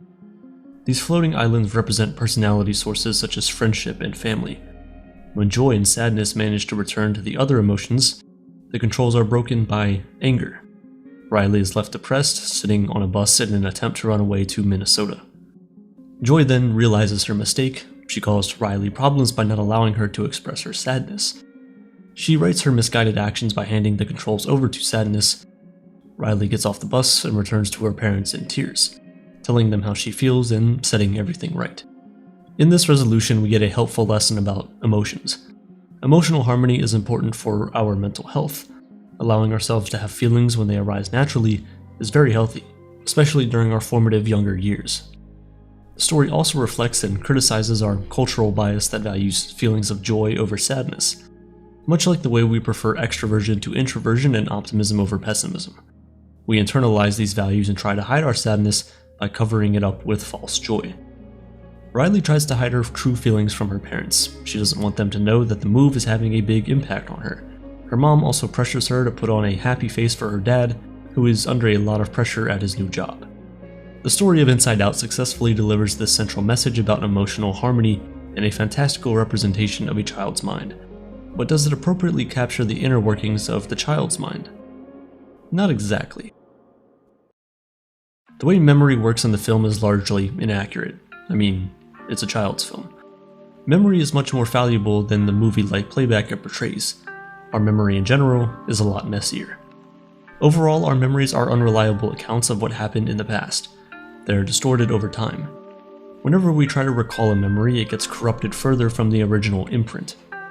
I do have to point out, though, that the movie accurately reflects memory when sadness can change the emotional character of Riley's core memories. Our feelings towards our most cherished memories change based on how we feel and who we've become as an adult. If you're separated from a loved one, your memories of them could be filled with a sense of loss, or they were once a source of joy. While it is fair to have a cleaner version of memory for the audience's sake, the account of core memories is misleading. These memories aren't linked to our personality islands as in the movie. While we have important memories for our sense of identity, they don't affect us in the way the movie portrays. People who suffer from severe amnesia don't have dramatic shifts in their personality, and twins separated at birth often share personality traits regardless of them sharing similar memories. Many of our personality traits come from genetics and our environment. The most significant detail Inside Out gets wrong about a child's mind is that it's missing an important character, a critical character to the function of a human being: central cognition. Between Riley and her emotions, there's nothing. In reality, there's supposed to be a middle one, the central cognition that allows us to assess perceptual data and make choices for the sake of our well-being. It is a part of her conscious experience that is completely absent in Riley and all the other human characters surrounding her. This account of the real-life mind comes from psychology theories first presented in the late 1950s and is still used in cognitive psychology today. It establishes the mind as having two systems. System 1 is instinctive and unconscious. It's where we make automatic decisions without deliberation and where our emotions are processed. We have no conscious experience of the functioning of System 1, only its output. System 2 is intentional, effortful, and conscious. It's our central cognition. We use it to think when our System 1 processes won't suffice. Whenever you have to make a tough decision, you rely on System 2. There are moments when we want our System 1 processes to take over, like when we need to run to safety or pedal a bike. Deliberating using System 2 in these moments can get you killed or make your task impossible. Central cognition exists in our prefrontal cortex alongside our working memory and executive control centers. In Inside Out, that would align nicely with the command center the emotions occupy. In reality, central cognition and emotions are often competing with each other. but there's no necessary hierarchy that determines who wins. Sometimes emotions drive action, and sometimes cognition takes control. It's like a disorderly scrum. When we're tired after a long day, our emotions often win. We don't even try to use central cognition in these moments. Most of us can relate to this, having snapped at somebody by making demands of you when you're just trying to get to bed. By neglecting central cognition, the film implies an emotional determinism of our behavior, which is probably not helpful for kids to understand themselves. It potentially adds to the already confusing sense of self that comes with growing up. The movie doesn't acknowledge their ability to deliberate and make decisions outside of an emotional reaction.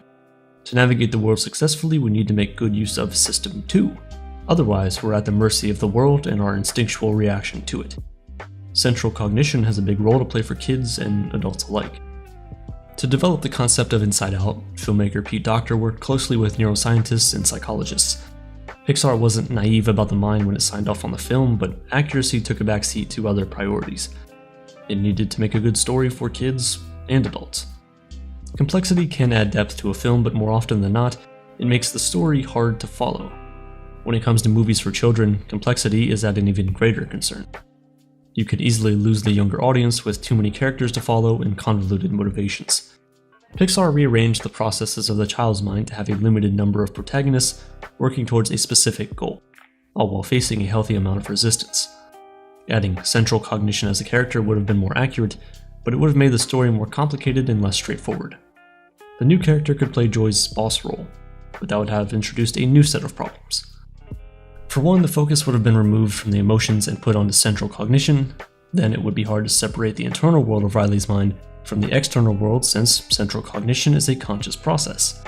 Riley can't be consciously aware of the internal adventure that is taking place, as that world represents her unconscious mind. If Riley were aware, the reality portrayed in the film would fall apart. Perhaps the only way to be more accurate would be to show Riley's central cognition deliberating on her choices, with her emotions overriding her at times. But that would add another layer to the film that would make the journey of the emotions less consequential. Thinking about it, in a way, the emotions being sentient is a way of representing central cognition. They're able to deliberate amongst themselves, with Joy taking the lead. This allows them to have a conscious thought process contained within the unconscious mind, avoiding Riley's awareness. Similarly, linking core memories to personality islands isn't accurate, but it is beneficial to the story. It gives the adventure big stakes. If joy and sadness fail, the personality islands are gone forever, which has huge consequences for Riley. As the audience, we root for the protagonist because failure would be disastrous. If the core memories weren't that important, we wouldn't have nearly as much investment in them. So while Inside Out isn't the perfect mapping of a child's mind to a set of relatable characters, its deviations make a lot of sense when considering the demands of storytelling, and the film still manages to get a very poignant message about the value of our emotions. Inside Out 2 is coming out soon. For the sake of staying true to the original themes, you won't be seeing central cognition or a more accurate account of memory. Still, considering the impressive impact of Inside Out, odds are there will be new important lessons about emotions that we all need to remember. And for those lessons to get across and ring true, they'll need the focus you only get with a good story. In the summer of 2014, the world was in a festive mood as yet another World Cup was about to head underway. But on Wednesday, June 11th, the city of Sao Paulo, one of the main hosts of the World Cup, was anything but festive. Entire parts of the city remained shut, as cars were stuck on stretches of tarmac as far as the eye could see. The effects soon extended well beyond the city, as the entire country of Brazil felt the effects of what would become the worst traffic jam in history. Eventually, the jam was said to have been over 214 miles long. Disputes about the economic implications of hosting a World Cup, worker deaths, and countrywide protests were ultimately what led to it. But Sao Paulo is notorious for being one of the most congested places in the entire planet. Now, you and I may not have been in such a historic traffic jam, but we've definitely had our experiences of being stuck in traffic. When the cars barely seem to move, the lights barely seem to change, and before you know it, a little 5-mile drive ended up taking you over 2 hours. Aside from driving us completely out of our minds, these traffic jams have obvious implications, economic and otherwise. Just in 2018 alone, traffic congestion is said to have cost the US economy around $87 billion. In addition, congestion increases fuel consumption, and by extension, emissions. In reality, this just hurts us more than it helps. It wastes precious time that we could have spent just being where we wanted to be.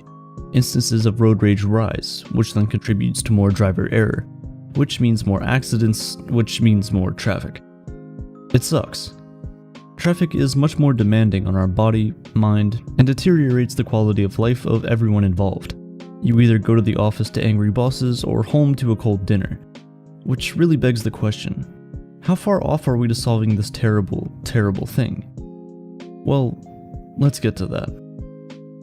What makes traffic jams and congestion so interesting is that, beyond the more quantifiable metrics such as the flow of cars, the volume of traffic, number of lanes, and so on, there's this other spontaneous factor to this phenomenon that's much more harder to predict or measure. The human factor. Each vehicle is, after all, being maneuvered or piloted by a human driver, at least for now anyway. And as such, the intricacies of traffic are, in a way, just expressions of the intricacies of human behavior. It all defaults back to us, the driver. It's no wonder then that Tom Vanderbilt, a guy who literally wrote an entire book talking about traffic, calls New York City traffic a giant applied psych lab. Let's see why he would say that. He refers to an experiment conducted in England by a traffic psychologist named Ian Walker, where bicycles are rigged with sensors that would calculate the distance and speed of vehicles driving past. The experimental conditions were as such. In the first scenario, the rider was wearing a helmet. In the second, he wasn't. And in the third, he tried to appear female by wearing a wig and a dress. It was found that, when the rider appeared to be wearing a helmet, the cars felt more comfortable driving close by. When he wasn't wearing a helmet, they gave him a bit more space. And when the rider seemed to be a woman, they gave him even more space. These are judgments, which Tom likes to call beneath the subconscious, that the drivers were making about the competence of the rider, and the likelihood of an accident with very little and often inaccurate evidence. Ask yourself, are riders wearing helmets always more experienced? Does wearing a helmet make you safer? Physically, yes, but mentally, it could cause you to act differently, and take risky maneuvers that you otherwise might not have. There are other experiments like this, of course. You might think that the more regulated a traffic is, the safer it is. The more often you see signals and signs at intersections, the more careful they will be. But that's not the case as it turns out. If there's too many signals, drivers often find themselves in a false sense of security. The seemingly abundance of caution that the traffic lights can portray causes drivers to drop their guard in the most risky parts of the road, which often leads to more accidents. This seemingly unintuitive idea was actually discovered due to an electrical failure in a traffic light. And the observation, and the later theory that emerged from it, is credited to Dutch traffic engineer Hans Motorman. He developed the idea of shared space when driving. Essentially, instead of adding more signs, street markings, crosswalks, and so on, you instead actually remove these things, the very things you think were actually making you safe. There are no curbs separating the street from the sidewalk. There aren't sidewalks to begin with, it's just all together, cars and pedestrians. With this, drivers find themselves less confident than they were before, because, well, there's no separation. There's nothing splitting those driving cars and those who are just on bikes or even walking. It makes drivers more cautious, which in turn actually saves more lives by preventing accidents in traffic as opposed to increasing it. Of course, there are more intuitive instances of traffic behavior, namely things like rubbernecking. It's when an accident in one lane of traffic causes drivers in other lanes, or even other roads, to slow down while they're passing by to watch things as they unfold, because we're nosy and like to get into other people's business. But beyond the physical obstruction that the accident causes, this is an added slowdown often caused purely by psychological reasons. If just a few cars slow down from this, other cars behind them are forced to slow down. The ripple effect leads to more widespread congestion, and before you know it, you're in bumper-to-bumper traffic. That's exactly why in some countries, accident sites are quickly covered with portable boundaries to prevent people from catching an unnecessary glance. But here again, the human factor creeps in. Tom suggests that there might be more to this mundane activity. He thinks that drivers sometimes pause not to just see what's going on, but also to reflect briefly on their own morality, the possibility of something like this happening to them as well. Everyone thinks they're a good driver, until they aren't. Another curious aspect of traffic is the nonlinearity between the amount of traffic and the congestion that it leads to. What I mean is, if only 1% of all drivers were to use public transportation, that could lead to a reduction in traffic by more than 20%. Although not a bottleneck in the traditional sense, The convention of 9 to 5 office hours might have a lot to do with congestion as well. In normal circumstances, in daily routine, traffic tends to form at similar times because everyone is on similar schedules. Everyone heading to work at roughly the same time has been notoriously bad for economies. With the recent pandemic and the wave of companies trying to get their work done online, you have to wonder what the long-term implications of this newfound flexibility will be on traffic. While most offices will still be operated from physical spaces, even a slight reduction in the daily number of commuters could have a drastic effect on congestion and improve economies while doing so. And while the long-term changes might be positive for the most part, that doesn't mean everything is perfect. Some studies have emerged stating that, while there were indeed fewer accidents by volume, a higher percentage of them were fatal. Drivers were again guilty of feeling safer, and were thereby less alert, on emptier roads, which led to more speeding.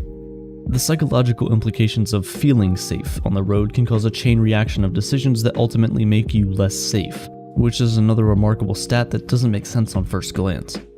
Sometimes, the bottlenecks are even more obvious. For example, roads that are not wide enough to accommodate necessary volumes, unplanned infrastructure, or as in the case of Sao Paulo, a massive countrywide protest. These are some of the biggest causes of congestion on our roads today. If we were somehow able to control these issues, however, would that mean the eradication of traffic forever? Well, if only things were that simple. In one of the more remarkable experiments by some Japanese physicists, you can see cars traveling in a circle, completely devoid of any of the traditional bottlenecks. All they have to do is turn left. That's literally it. They are driving in a closed circular track, no intersections, no distractions. They are also asked to maintain a steady speed and a steady distance. Traditional traffic advice. So it's not like the experiment is rigged to cause the drivers to make a mistake. In fact, they're just asking them to drive normally. And sure enough, they start just fine. But after the experiment runs for a brief period, as time passes on, the human factor steps in. Some of the drivers have difficulty maintaining a steady speed or distance. They are either too close to the vehicle in front or the one behind. To correct this, they have to brake or accelerate. As with most human drivers, they end up overcompensating. After all, better safe than sorry, right? Now, this causes the driver behind this car to stop as well, and the results of all these reactions are further compounded by the reaction times of each of the other drivers. A sudden braking in front of a driver causes him to brake, and that causes the driver behind him to brake as well. Erratic braking emerges out of nowhere, and with it emerges a congested flow of traffic. Before you know it, you're stuck in traffic where there shouldn't be. Traffic that came out of nowhere. This is what is called a phantom traffic jam. Out of nothing physical whatsoever, a traffic jam self-generates using only our reaction times, and often, it dissipates as organically as it emerges. Besides, you have to consider the fact that if even the most controlled simulations can lead to such a traffic jam, then the chaos of the real world only adds fuel to the fire. Real roads are not single-lane, closed-off circular tracks. They are mazes of tarmac, driven on by drivers that are using their phones, drivers that are in a hurry, drivers that are barely rested, drivers that probably shouldn't be driving. Theoretically, the ripple effect of traffic jams could still be absorbed by maintaining a long enough gap between vehicles. The more space you have between you and the car ahead of you, the more time you and the cars behind you have to react in time to brake smoothly and still keep going. It can be difficult to accept that the phantom traffic jams seemingly arise out of nothing, especially given the overall impact of traffic jams on the economy, our well-being, and the rest of the world. Which brings us to traffic forecasting. If you aren't able to prevent traffic, maybe being aware of when it may occur is the next best thing? Right now, most of us use Google Maps to estimate traffic in a particular region. If you've ever used your phone as a GPS, you'll see areas that show up red as congested areas begin to form. Google uses Android phones to crowdsource data about numerous things like the number of vehicles in a region and how fast they're moving.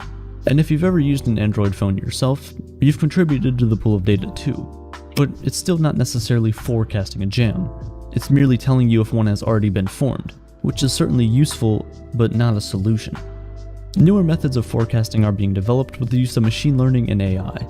Cameras mounted on signals and busy intersections are feeding data to a control center that is then regulating traffic signals across a given region. This is allowing for two things. 1. To be able to predict traffic with as much as 90% accuracy. And 2. To be able to react to emerging congestions by temporarily closing off certain roads and opening others. It's being tested in one of the most congested regions in the world, India. but the tests are still on a smaller scale. These systems are yet to see large-scale implementation. But there is a possibility that these forecasting systems will become obsolete before they're even rolled out. That's because of the emergence of self-driving cars. Think about it. What is at the core of some of the most unavoidable traffic jams? The human factor. It is the inability of human drivers to maintain a steady speed and distance, and self-driving cars can take that element right out of the equation. Aside from being able to better prevent fatal accidents, I think another major aspect of how self-driving cars will change our roads for the better is by preventing congestion. If cars can communicate amongst themselves, lanes could be merged automatically. Blind spots would no longer be a thing if you have 360-degree cameras on the car. We could even get rid of signals and traffic lights, since the cars would just communicate amongst themselves about when to stop and when to go. That would reduce a lot of the clutter in our cityscapes. But what about the cars that are still driven by us humans? The thing is, the transition to 100% self-driving cars could be an extremely difficult one if we're not careful. We still have to factor in that in the near future, the roads will not be the automated utopia that we're dreaming of.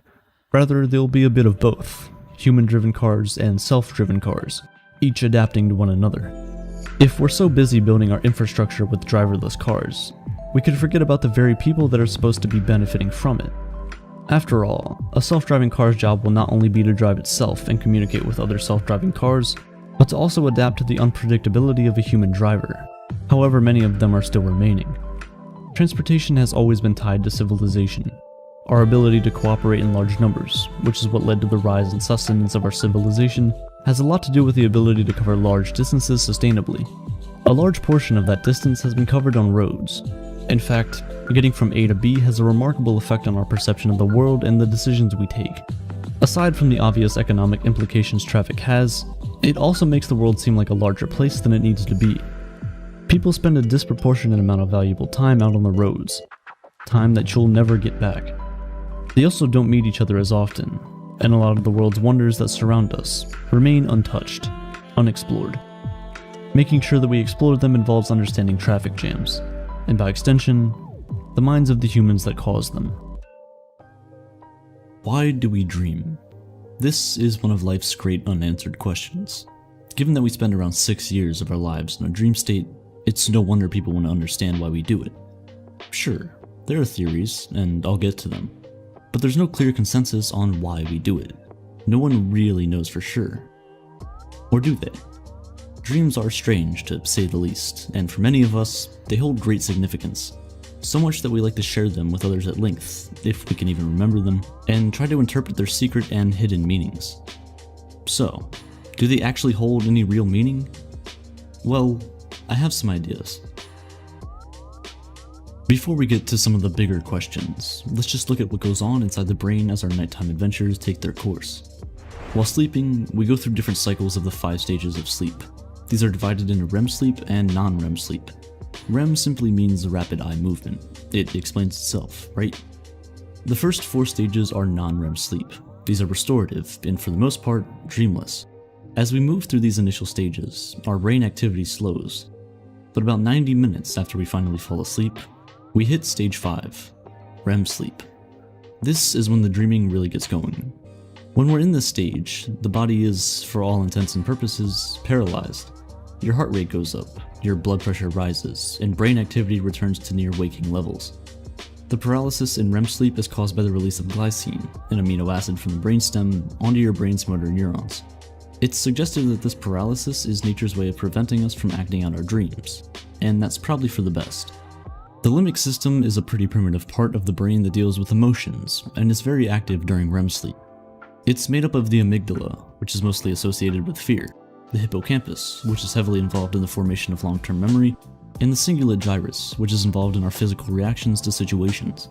Break down the roles of these bizarre brain structures, and we can start to paint a picture of why our dreams often take the bizarre and scary forms they do. Couple this with the fact that the prefrontal cortex, the part of the brain that deals with logic and self-control, isn't really active during REM sleep, and things might just start to make sense.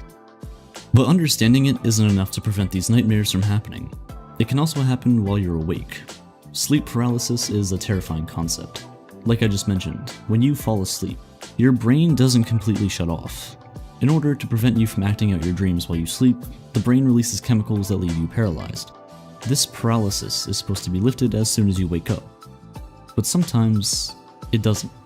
And that's where you get sleep paralysis. You wake up, you're aware of your consciousness, but you can't move. It feels as if there's a massive weight on your body preventing you from actually waking up. Sleep paralysis is often most caused by disrupted REM sleep, so some people may believe they're still dreaming when they're in fact awake.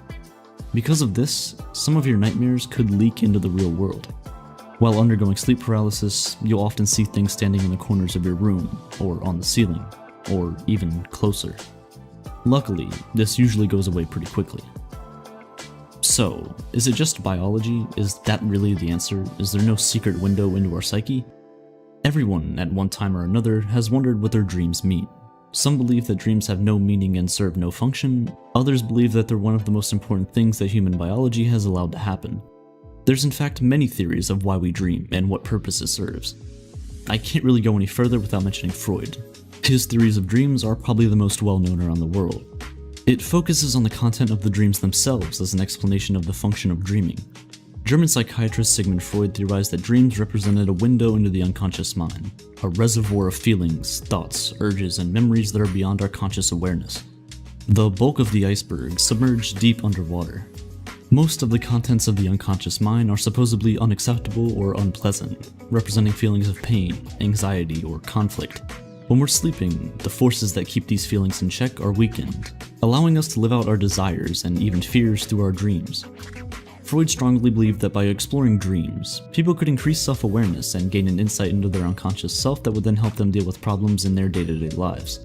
He also argued that the true meaning of our dreams is hidden within their actual content, and that interpretation is needed to understand how they relate to our unconscious fears or desires. Many of you watching might even agree with this. Despite the fact that there is absolutely zero evidence to back this account, it is pretty much unfalsifiable, even though more modern explanations now exist that are better informed due to a deeper understanding of how the brain works. 20th century Swiss psychiatrist Carl Jung also believed that dreams allow us to tap into the unconscious, but argued that it was a collective unconscious that we were able to access through our dreams. According to Jung, this is a theoretical repository of information shared by everyone, in which certain symbols in dreams have meanings that are similar for all people, regardless of culture or location. This could explain why so many of us share variations on common themes in our dreams, like falling, being chased, or our teeth falling out. Any of these sound familiar? Dream interpretation is the process of assigning meaning to dreams. Even today, the practice plays an important role in various forms of psychotherapy, which is surprising given that there is only a little evidence so far that shows understanding of interpreting dreams has a positive impact on mental health. This could be because evidence also shows that people tend not to attribute equal importance to all dreams. Motivated reasoning comes into play. People are more likely to view dreams that confirm their waking beliefs and desires as meaningful compared to dreams that contradict them. But just for fun, let's take a look at some interpretations of the most common dream themes. We've all had the falling dream, right? Well, this could be a warning from your subconscious, and is common in people who are having a major life problem with work or relationships. It could be an indication of insecurities, instability, or worries. You might be feeling overwhelmed and out of control in some situation in your waking life. This type of dream could also reflect a sense of failure or inferiority in some circumstance or situation. It's typically suggested that showing up to work or school naked represents vulnerability and anxiety. Clearly. Research has demonstrated that this dream is common in people who have accepted a promotion, gone off to a new job, or who are coming into public view. Others argue that it means you may be hiding something and are afraid that others can see right through you. And despite the nightmarish feel of dreaming that someone or something is chasing you, it can be considered a positive message and a little prompt from the unconscious to encourage the dreamer to face a problem they've been avoiding. It's suggested that who or what is chasing you and how far away they are is important. These common themes barely touch the surface of the complexity and endless variety and variations of dreams. We know dream interpretation can be entertaining, but there are definitely more contemporary theories about the purpose of dreaming that it's probably important to consider them too. A better understanding of brain function and activity have allowed for the development of neurobiological theories in more recent years, one of which is the activation synthesis theory. Not quite as intriguing as the psychoanalytic approach, in fact it's pretty boring. This theory simply rejects the idea that dreams mean anything at all, which is disappointing. They could be merely electrical brain impulses that pull random thoughts and imagery from our memories. Activation synthesis suggests that humans can create dream stories after they wake up, in a natural attempt to make sense of the absurd. I kinda get it. There are some holes in this theory too, though. The main one being that there is vast documentation of the realistic aspects of human dreaming, and evidence that dreams do reflect real-life events that are important or prominent for the dreamer. For example, a study in 2006 asked women who were going through a divorce to report the degree to which their former spouses were on their minds over a 5-month period. These same women were awakened during REM sleep on 3 nights, and asked to provide a detailed account of their dream content. A positive correlation was found between the degree to which women thought about their former spouses during waking hours and the number of times their former spouses appeared as a dream character. In another study, researchers demonstrated that dreaming can help solve complex mental tasks. Participants were much better, 10 times better in fact, at getting through a complex 3D maze if they had napped and dreamed of the maze before their second attempt. This strongly suggests that certain memory processes happen exclusively during sleep, and that our dreams are not only a signal that these processes are taking place, but seem to be crucial to better performance. So, unconstrained by reality and the rules of conventional logic, the dreams your mind can create have the potential to lay out limitless scenarios to work through problems and produce solutions that you may not have even considered while awake. So, it turns out that dreams can be influenced by pre-sleep emotions, and can be really helpful for problem solving. So that's another theory put to bed. The continual activation theory proposes that the conscious and unconscious mind must remain continually active in order to maintain proper brain function. In this context, dreams function to consolidate working memories into long-term memories, and dreaming is simply an incidental result of the brain's need for continual activation. This means that if the brain's activity falls below a certain level, such as during sleep, it is stimulated to maintain activity through dreams. The expectation fulfillment theory explains dreaming as a way to release emotional arousals that haven't been expressed during the day. This frees up space in the brain to deal with the emotional arousals of the next day and allows instinctive urges to stay intact. In effect, the action we wanted to take is completed in a metaphorical form, and this prevents a false memory being created because we perceive the action as a dream instead. So dreams are metaphors for unfulfilled arousals and expectations, but because sleep does not involve the same stimulation of waking life, dreams draw on memory instead of motor or sensory activity. It is this process that apparently generates the unusual imagery, narratives, and thought patterns we experience in dreams. This explanation has received validation anecdotally through people's personal experiences, but same old story, it is essentially unfalsifiable. Interpretation of dream events is subjective, so we aren't able to put this theory through rigorous scientific testing. I could go on with the theories for days, but you get the point. No one really knows. It's very difficult to disprove most theories. Maybe some of the more fascinating dream phenomena can shed light on the function of dreaming. The term lucid dreaming was coined by Van Eeden way back in 1913, although people were writing about this kind of experience as far back as the 1800s. It describes a state in which the dreamer is aware they're asleep, and sometimes has the ability to control events and actions. It most commonly occurs during late-stage REM sleep, and essentially allows your conscious mind to control something your unconscious mind normally controls. Lucid dreamers report being able to fly, taste, smell, and touch pretty much anything they want. It's more common than you think, with about 55% of people having experienced the state at one time or another. For starters, participants were asked to perform specific ocular movements if they became lucid while dreaming. By ocular movements, I mean moving your eyes, that's literally it. This is possible actually, and it's kind of ingenious, because eye muscles are free to move during REM sleep. By determining exactly when the sleeper was lucid dreaming, researchers were able to take recordings of brain activity during this state. The evidence showed some interesting and specific brain activity that represents a mixture of both waking and normal REM sleep. It also seems that the brain undergoes a specific altered state of physiology during lucid dreaming that constitutes a hybrid state of consciousness. Studies have shown that the prefrontal cortex, as well as the frontal, parietal, and temporal zones become activated.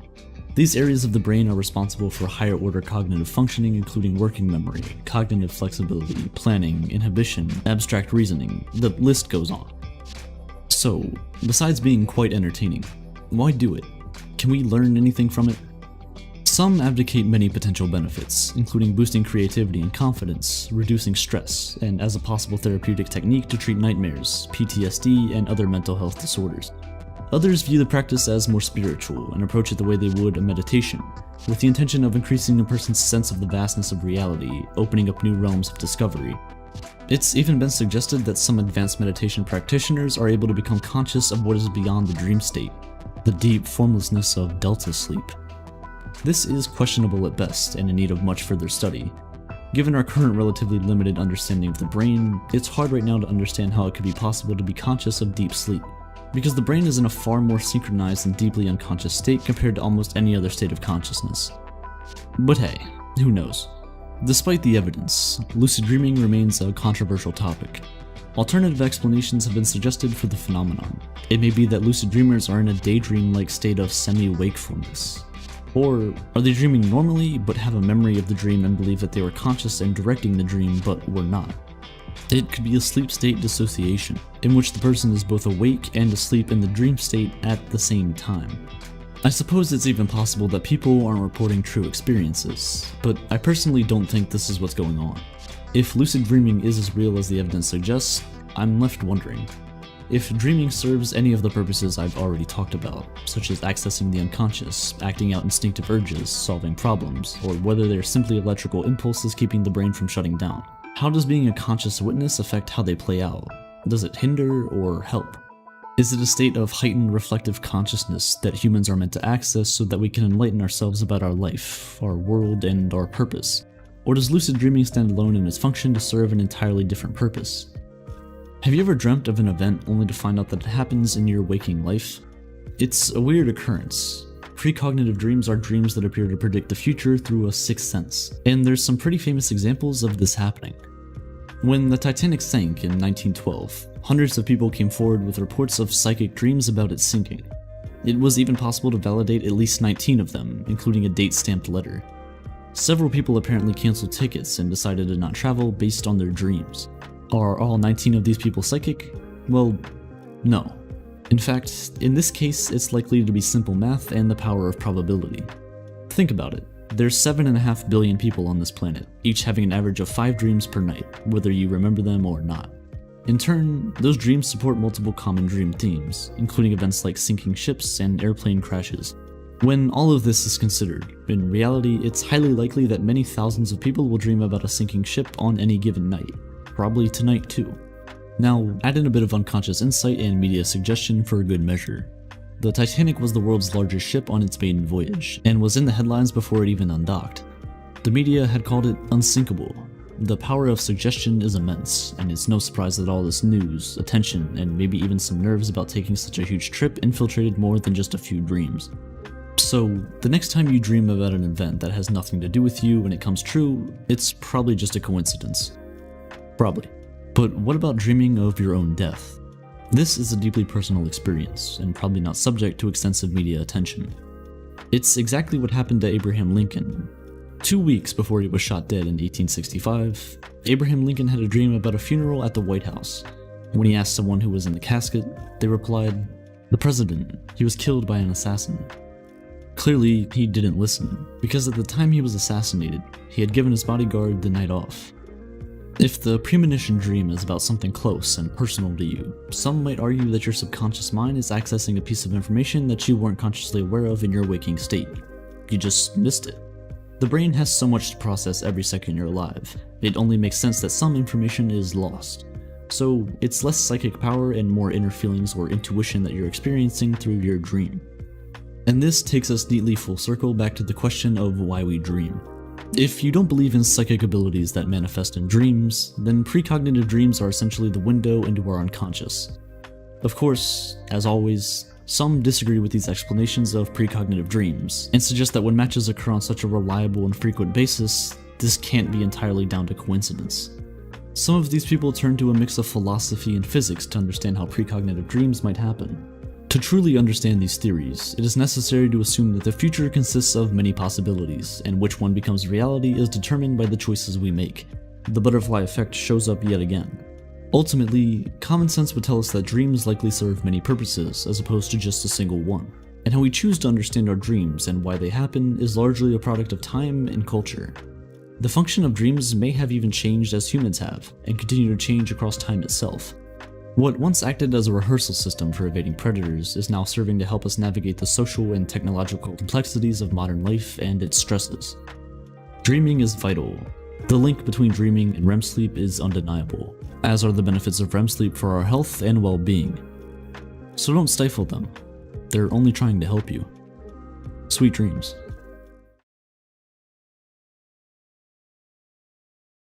In 2012, Drake made a song titled The Motto. But what most people remember from it is YOLO.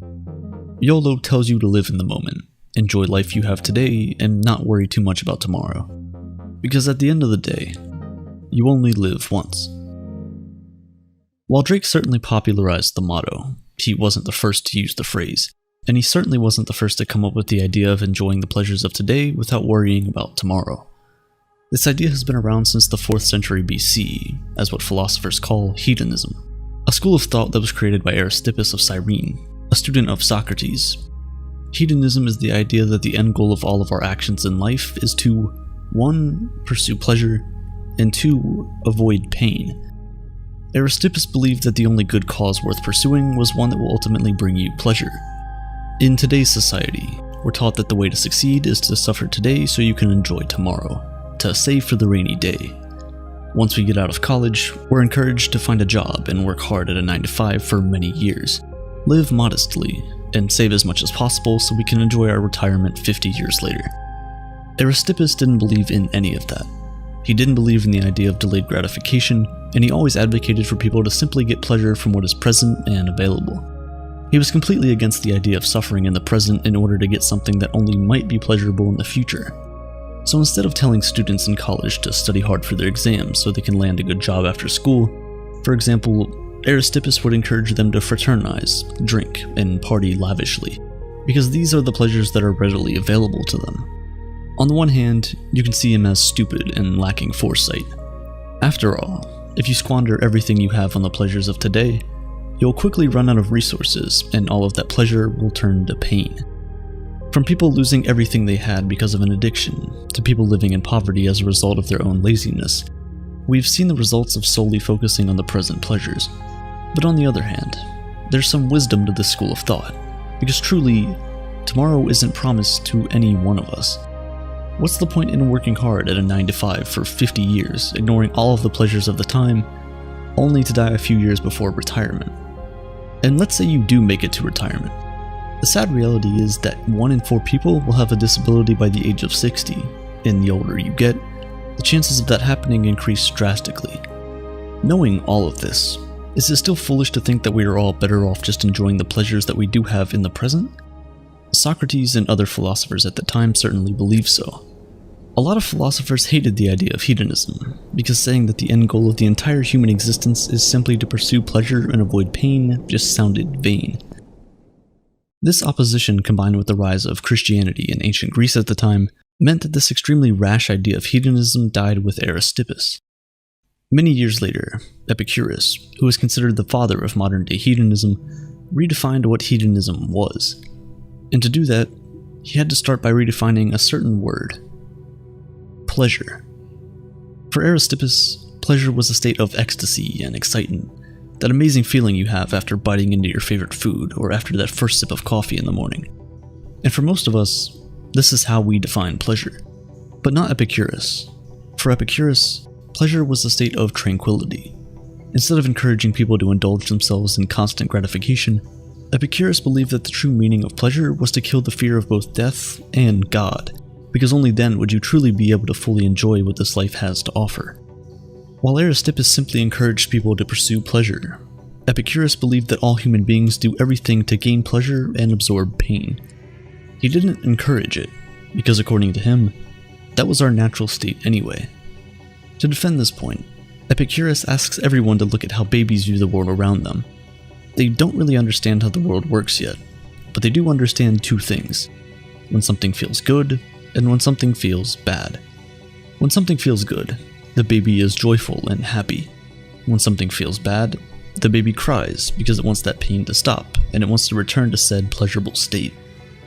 I'm sure at this point you're wondering, if we're all solely pursuing pleasure, then what about selfless acts?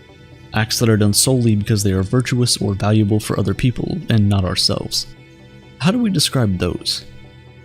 Well, in hedonistic ideas, it's simply because those things make people feel heroic, which ends up being processed in your brain as a pleasurable feeling. So, at the core, it is still pleasure they're chasing, just not the kind we might be thinking about. According to hedonistic teachings, there are 2 types of pleasure. There's moving pleasure and there's static pleasure. Moving pleasure is when you're in the process of satisfying a desire. When you're hungry, you eat. When you're thirsty, you have a drink. When you need a timeout, you take a nap. Static pleasure is the tranquility you feel once you're done satisfying those needs. At this point, the adrenaline has finished coursing through your veins and you're left with a sweet feeling of satisfaction. In that moment, you feel a sense of tranquility and you keep feeling it until it is sadly replaced by pain. Because according to Epicurus, there is no in-between. The absence of pain is pleasure, and vice versa. But even with this more modest way of explaining hedonism, a lot of people still disagree and even frown at the idea. And this is because of one thing: the idea that pleasure is the only source of intrinsic value. Think about it for a second.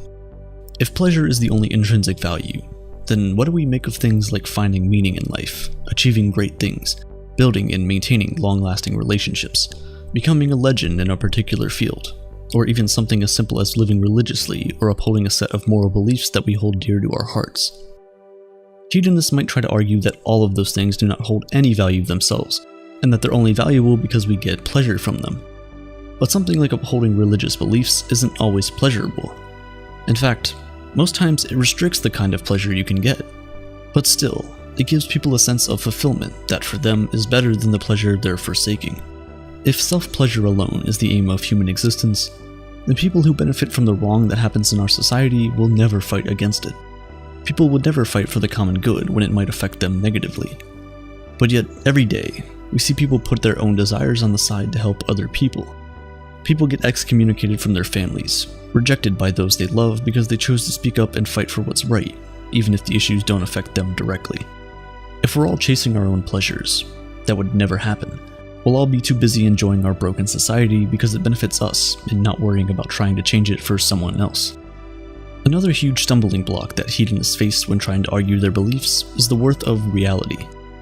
If pleasure is the ultimate goal, then it shouldn't matter whether that pleasure is real or imagined, right? If we say that people always intrinsically pursue things that are pleasurable, then if there is an option for unlimited pleasure, they should never choose anything else, right? To answer these questions, Robert Nozick created a thought experiment, giving people two options. He asked them to choose between being plugged into a pleasure-giving machine for the rest of their lives and living their current reality with the pain that exists in our world. People always picked this reality, because in the end, living a life that's not real is pointless and meaningless. And even with the option of the most pleasurable thing in the world, people would rather have pain that's real, whatever real means. As I've said previously, the best memories are the ones you remember with both pleasure and pain. 20 years after he left his childhood home, Abraham Lincoln came back only to see the entire place in ruin. As he looked at it with tears in his eyes, he said, "My childhood home I see again, and am saddened with the view. And still, as memories cloud my brain, there's pleasure in it too." This beautiful mix of pleasure and pain is something that the hedonistic view of the world simply does not account for. When you're graduating high school, you're excited for the adventures that await you in college. You'll probably be leaving home for the first time, and you'll finally be alone, able to enjoy what the world has to offer. That feeling is pleasurable. But the feeling is also painful. You'll miss your high school friends and the simplicity of childhood. You'll miss your parents, your siblings, and the community that you grew up in. And though these painful thoughts cloud your brain, there will be pleasure in it too. Hedonism is frowned upon in modern-day society because it opens the door for a trap that you can easily fall into. Pleasure is an insatiable desire. If you get hungry and fill your belly, it only takes a few hours and you're looking for something else to eat. It's an unending pursuit. So if that becomes the entire reason for your existence, it can quickly become difficult to control. This is how most people become addicted. It starts out as just a fleeting pleasure, and before you know it, the reason you're doing those things stops being the pursuit of pleasure and starts being an unquenchable and uncontrollable thirst for those things. A trap that's very difficult to come out of, one that many people get stuck in for the rest of their lives. But this isn't to say that we can't learn some things from hedonistic principles, because as much as we might not like to think about it, it's true that tomorrow is not promised. So, we might as well make the best of today. Things like making a conscious decision to enjoy the little everyday pleasures can help us lead a happier life. If your car breaks down and you have to walk to school, don't be in haste. Embrace the journey. Walk with a friend, make jokes with them, and always leave each other on a good note. Craving a cup of coffee? Head out to your favorite coffee shop and order your favorite drink. You've earned it. You don't have to wait until you're retired before you can start reaping the fruit of your labor. Take those vacation days. The promotion can wait a few more months. Stay on that call with your friends for an extra hour. Missing an hour of study probably won't make you fail. Because even if seeking pleasure might not be the ultimate goal of human existence, it's certainly a worthwhile pursuit. You are a chicken. Yes, you. You look around and sometimes wonder why your owner takes such good care of you. At first, you're not sure. You're skeptical. What if he sends you to the slaughterhouse? You've never been there, but you know very well none of your friends have ever come out of that place. You remain on high alert for when that fateful day might arrive. But it never does. Days go by, and then weeks, months, even years. You are now convinced your owner loves you more than any of these other chickens, and he would never do anything bad to you. Each passing day is additional evidence to say that you will live for the next. 1,000 days go by like this. 1,000 beautiful days. Until, of course, the 1,001st day, when the illusion of safety breaks, and you end up on someone's dinner plate. You should have never crossed the road. Now imagine how betrayed the chicken must have felt when it was being taken to that terrifying part of the farm. Given the 1,000 days worth of evidence, the chicken's trust in its owner was ironically at its highest level when it was eventually slaughtered. Perhaps, if it wasn't so foolish to believe that it was special or unique, maybe it would have at least been spared the feelings of betrayal. That one final day completely changed the outlook of the chicken's life. That one piece of evidence outweighed the previous 1,000 days. And it's not even a contest. This is something known as a black swan, a single event or observation that comes as a surprise with disproportionate consequences, radically changing our outlook about something. People used to think that swans could only be white, until they saw a black swan, which basically reshaped the way people thought about what is out there. Nassim Nicholas Taleb wrote a book called The Black Swan, The Impact of the Highly Improbable, to study this very phenomenon and shine light on how vulnerable we are to black swans, and how we are only becoming increasingly more vulnerable with each passing day. In his book, he talks about some fundamentals of epistemology that limit our ability to understand the black swans before they happen. But first, let's talk about why our modern society, as technologically advanced as it is the perfect nesting place for a black swan event. Let's say we're going to weigh a few thousand people, and at the extreme end of that sample contains the heaviest person in the world. So long as that person is subject to biological constraints like the rest of us, it doesn't really matter how much he or she weighs. Let's say 2,000 pounds. Now, how much do you think that accounts for in the total weight of all the people we weighed? The answer is probably less than 0.5%. It shows that even a crazy outlier like a 2,000 pound person doesn't really overwhelm the average. Taleb calls this ecosystem mediocriston, to refer to how the mediocre measurements of the average person do mostly represent all measurements quite well. Now, let's conduct the same experiment, but with wealth. Let's gather a few people and include just one of the 3,000 or so billionaires in that list. How much do you think that billionaire accounts for in the total wealth of all the people in that sample? An overwhelming majority, almost always close to 99%. Contrary to the first scenario, here the outlier overwhelms everything else. Taleb calls this world extremiston, as it rewards a few people extremely well, but leaves basically nothing for the others. Taleb says that the modern world is composed of circumstances that are geared towards extremiston, not mediocriston, because money, for all intents and purposes, is just a number in someone's book. The vast majority of money is completely digital.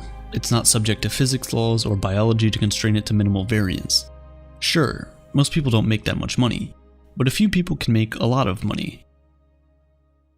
Similarly, if you want to consider musicians, most musicians don't sell that many albums, but a few artists sell quite a few. You can conduct the same thought experiment with book sales, scientific publications, shoe brands, and so on. Point is, the modern economy is very much a winner-take-all system that rewards a very small number of people with a disproportionately large portion of the pie. If it was more like the weight example we just talked about, you wouldn't expect the outliers to be so wild. But the fact that they really are indeed so wild just goes to show how unpredictable the environment we're living in really is. The forecasts we take for granted today often fail to take into account the true nature of this unpredictability, these black swan events. You might be inclined to say that, no, these billionaires put in the work day in and day out, and therefore they can enjoy the fruits of their labor.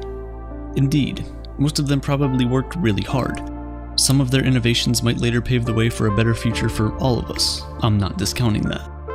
However, the system is not rewarding them proportionately.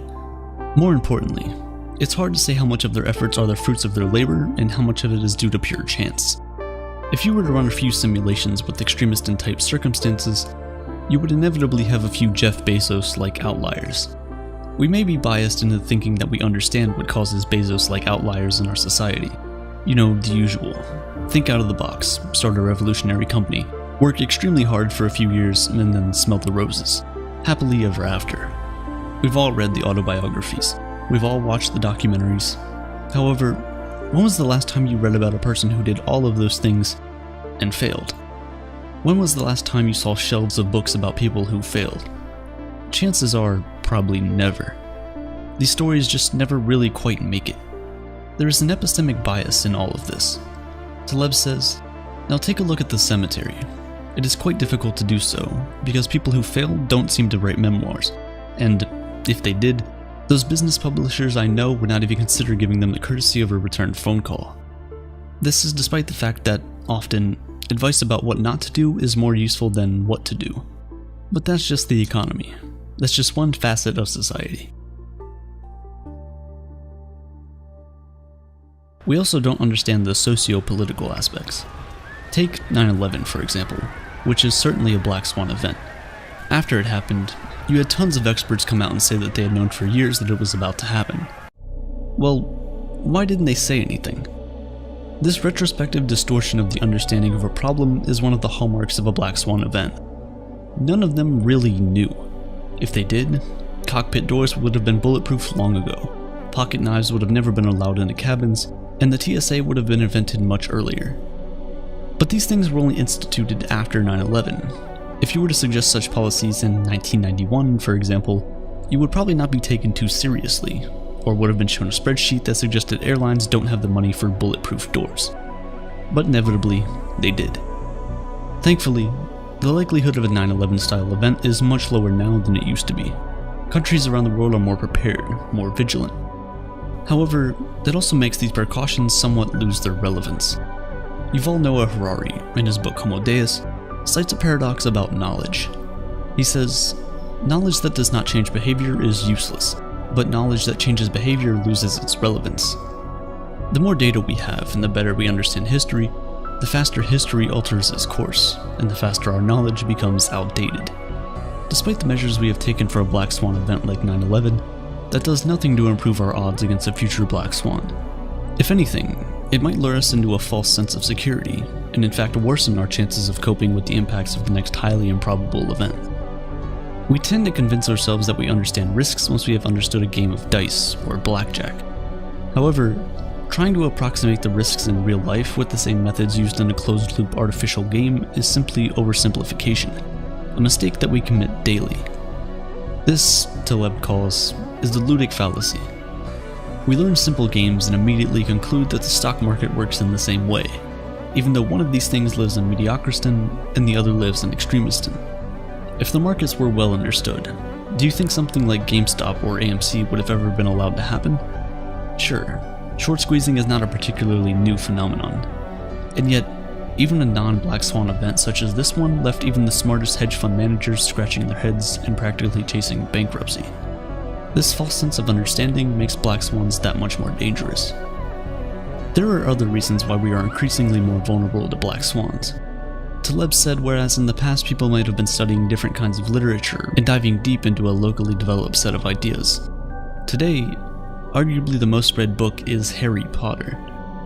That's of course not to say Harry Potter is a bad book or anything, but it goes to show that we are much less in tune with each other's ideas, for better or for worse.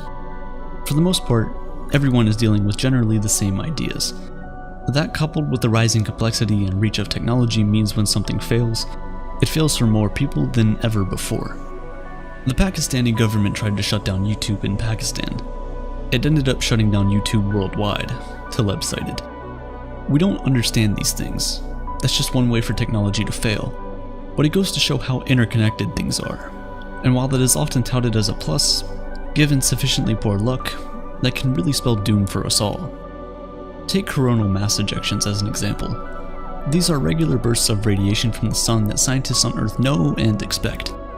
The largest coronal mass ejection ever on record is the Carrington event in 1859. Its effects were mostly felt by telegraph operators who had some of their equipment burnt from the sudden surge. Most of the world went on without a hitch. On the other hand, if a Carrington-class event were to occur today, with all the grids, electric cars, and equipment that we now have, the damages would be in the trillions of dollars, and repair could take decades if at all possible. And with each passing day, with each little transition into an electric future, we're becoming more and more vulnerable to such an event. The thing is, this isn't even a black swan event. In 2012, the likelihood of a Carrington event in the next decade was calculated to be around 12%. And yet, despite that high probability, we're not particularly prepared for such an event. Given the esoteric nature of its risk, seemingly low probability but high impact, despite all the mounting evidence, you'll have a very hard time convincing governments to make modifications to power grids to avoid catastrophic failures. So if that's how little we care about an event that we know is bound to occur eventually, imagine how unaware we are of a true black swan. The chicken in the farm, were it to somehow be spared by some miracle, would never trust another human being ever after the betrayal it endured. However, few are ever so lucky. Meanwhile, for the owner, the chicken's death comes as no surprise. It is a routine event, and therefore no black swan. The idea of a black swan is therefore relative to the knowledge one possesses. Hence, our objective is to try and be in the position of the butcher, not the butchered. Taleb says, I worry less about advertised and sensational risks, more about the vicious, hidden ones. Of course, the idea of a black swan also incorporates good things, such as wildly unlikely positive outcomes of chance, otherwise known as life. The odds of being born are 1 in 400 trillion. But to be fair, I just unfollowed my own advice. Such a thing can't really be predicted, can it? For all we know, and for all we don't, being born is an unimaginably unlikely event that nobody really predicted.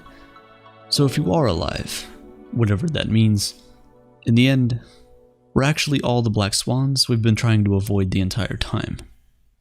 Ironic, isn't it? Are you the type of person to analyze every second of the interaction you just had with someone for hours on end, or are you normal?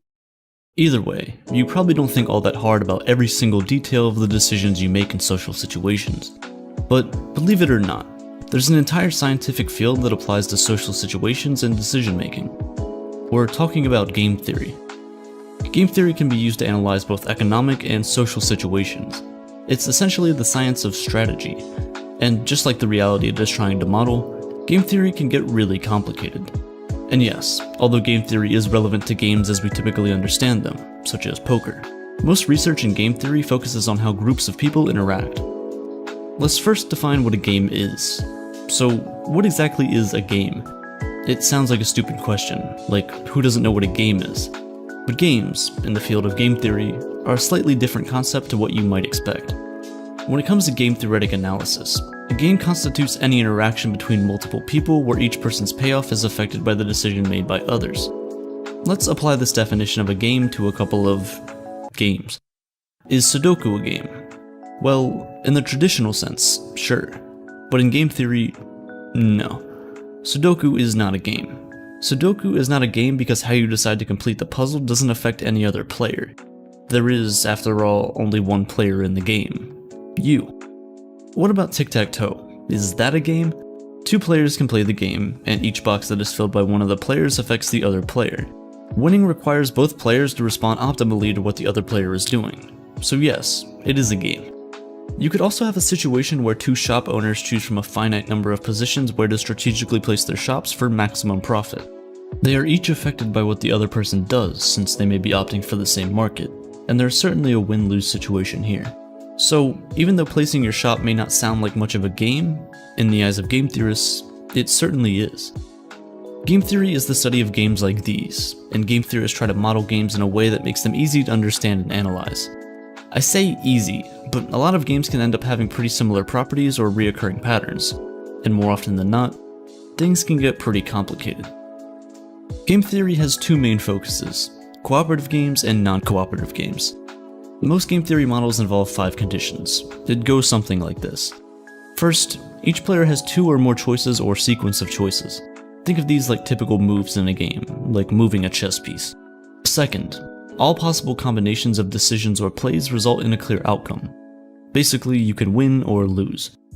Third, it's clear how you can win or lose, and participants will gain or lose something depending on the outcome. Fourth, the players know the rules of the game as well as the payoffs of other players, meaning everyone is aware of what is desirable to the other players as well. And fifth, the players are rational and sensible people. Rational here means strictly that when they're faced with 2 alternatives, they'll choose the option that provides the greatest benefits. While players know the rules and their opponent's options, they don't know their opponent's actual decisions in advance. So players must choose options based on assumptions of what their opponents might choose. Some game theory scenarios are zero-sum games, meaning one player's win is another's loss, and vice versa. Others, however, allow mutual gains and losses. These games can involve multiple strategies. You can try to minimize the maximum losses another player can cause and make decisions based on probable outcomes. This all really just sounds a bit confusing, so here, just let me show you. If life is indeed a game, then the first rule is to be skeptical of other people's suggestions. As we said, if it's a game, someone else is going to be competing, so there's definitely going to be competition and sabotage. Perhaps a straightforward and well-known example is the prisoner's dilemma. The game goes like this. 2 criminals are caught red-handed and are arrested. Each has 2 choices. They can each either stay quiet or testify against their friend. Upon arrest, they are each separated and offered a deal. Testify against your friend and we'll let you off the hook easy with 1 year in prison and give the other person 10 years. If both stay quiet, the cops can't really prove the more serious charges and both criminals would spend only 2 years behind bars. If they both testify against each other, however, then both would get 5-year prison sentences. At first glance, keeping quiet seems like the best strategy. If they both did this, they would both be out after just 2 years. But right before they're about to testify, one of the two thinks to himself, what if I stay quiet and the other guy rats me out? Without knowing what the other person is actually going to decide, it's a reasonable worry to have. The smartest solution to this would be to react in a way that is beneficial regardless of what the other person does. A Nash equilibrium is actually a state in which no one person can improve, given what the others are doing. This means you're picking the best response to a particular strategy from your opponent. A quick analysis of the prisoner's dilemma reveals they would both most likely testify, which is the Nash equilibrium for this problem. This is because regardless of what the other person does, testifying will lead to a maximum sentence of 5 years, with the potential for a 1-year sentence. Meanwhile, if you don't testify, you could end up with a 10-year term. It's easily the safest thing to do considering neither party knows what the other is going to do, even though both criminals are better off if they just stayed quiet.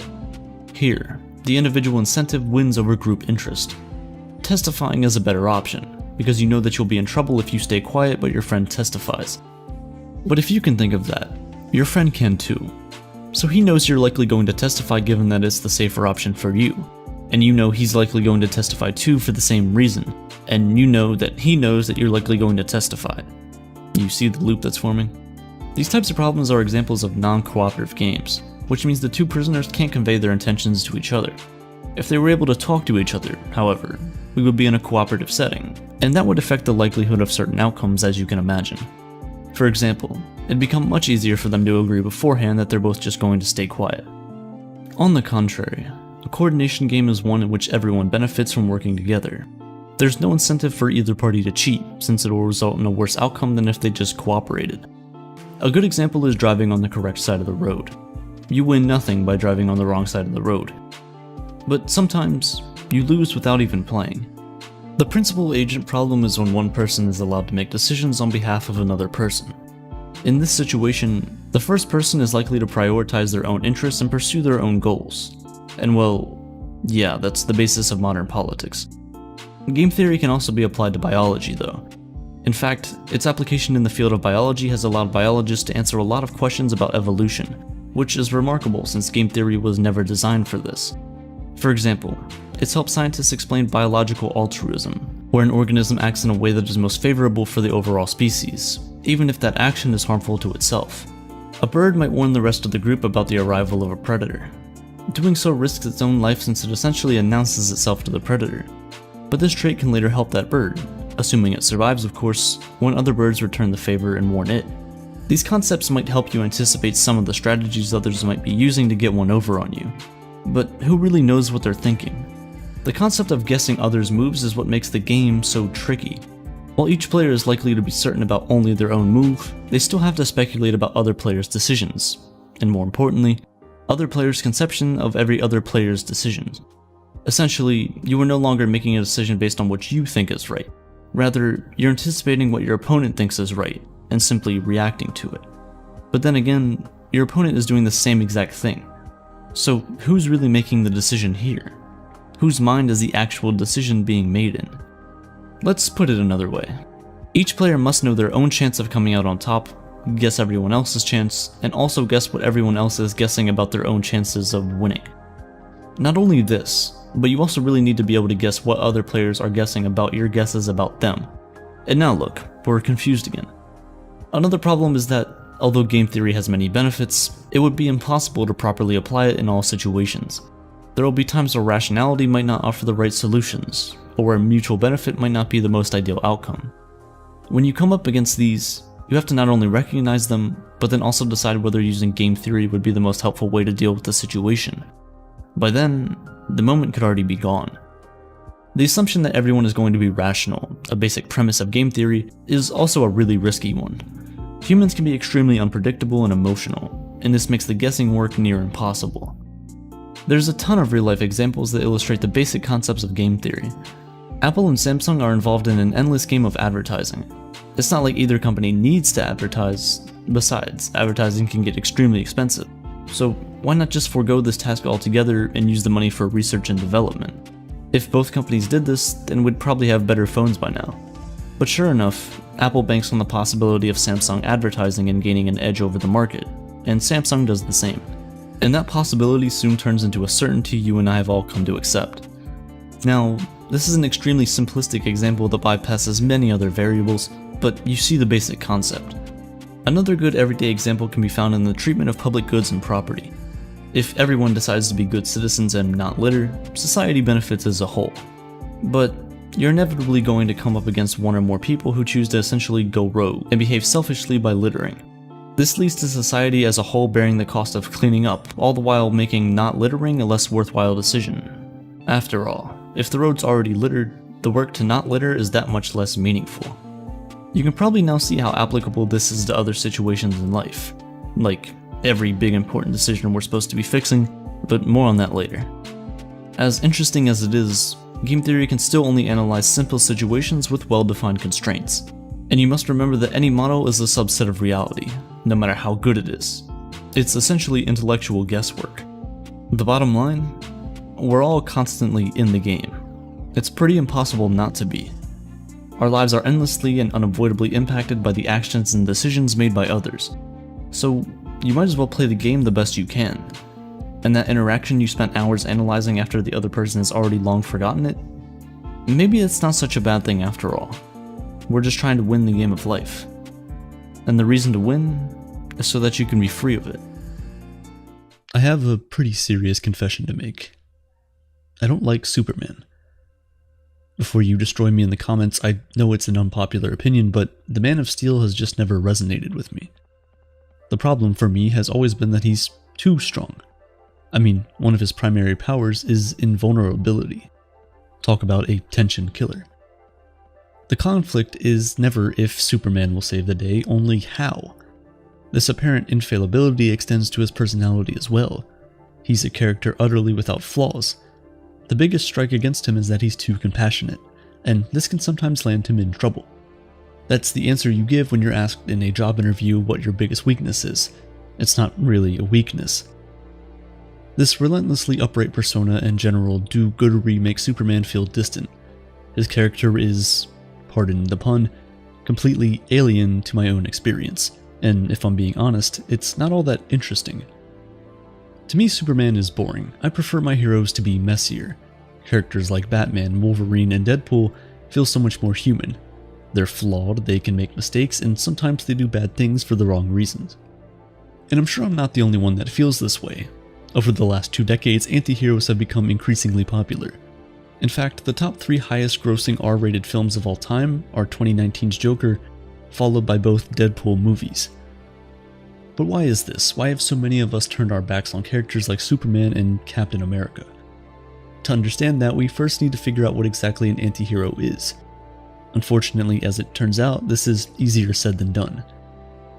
We all know an anti-hero when we see one. They're dark, gritty, usually a bit reckless, and make questionable life decisions. However, the term itself is difficult to define. Anti-heroes as we know them today are a relatively new concept, and the parameters are fuzzy at best. At its most basic level, the anti-hero is a subversion of the hero trope. They are whatever a hero is not.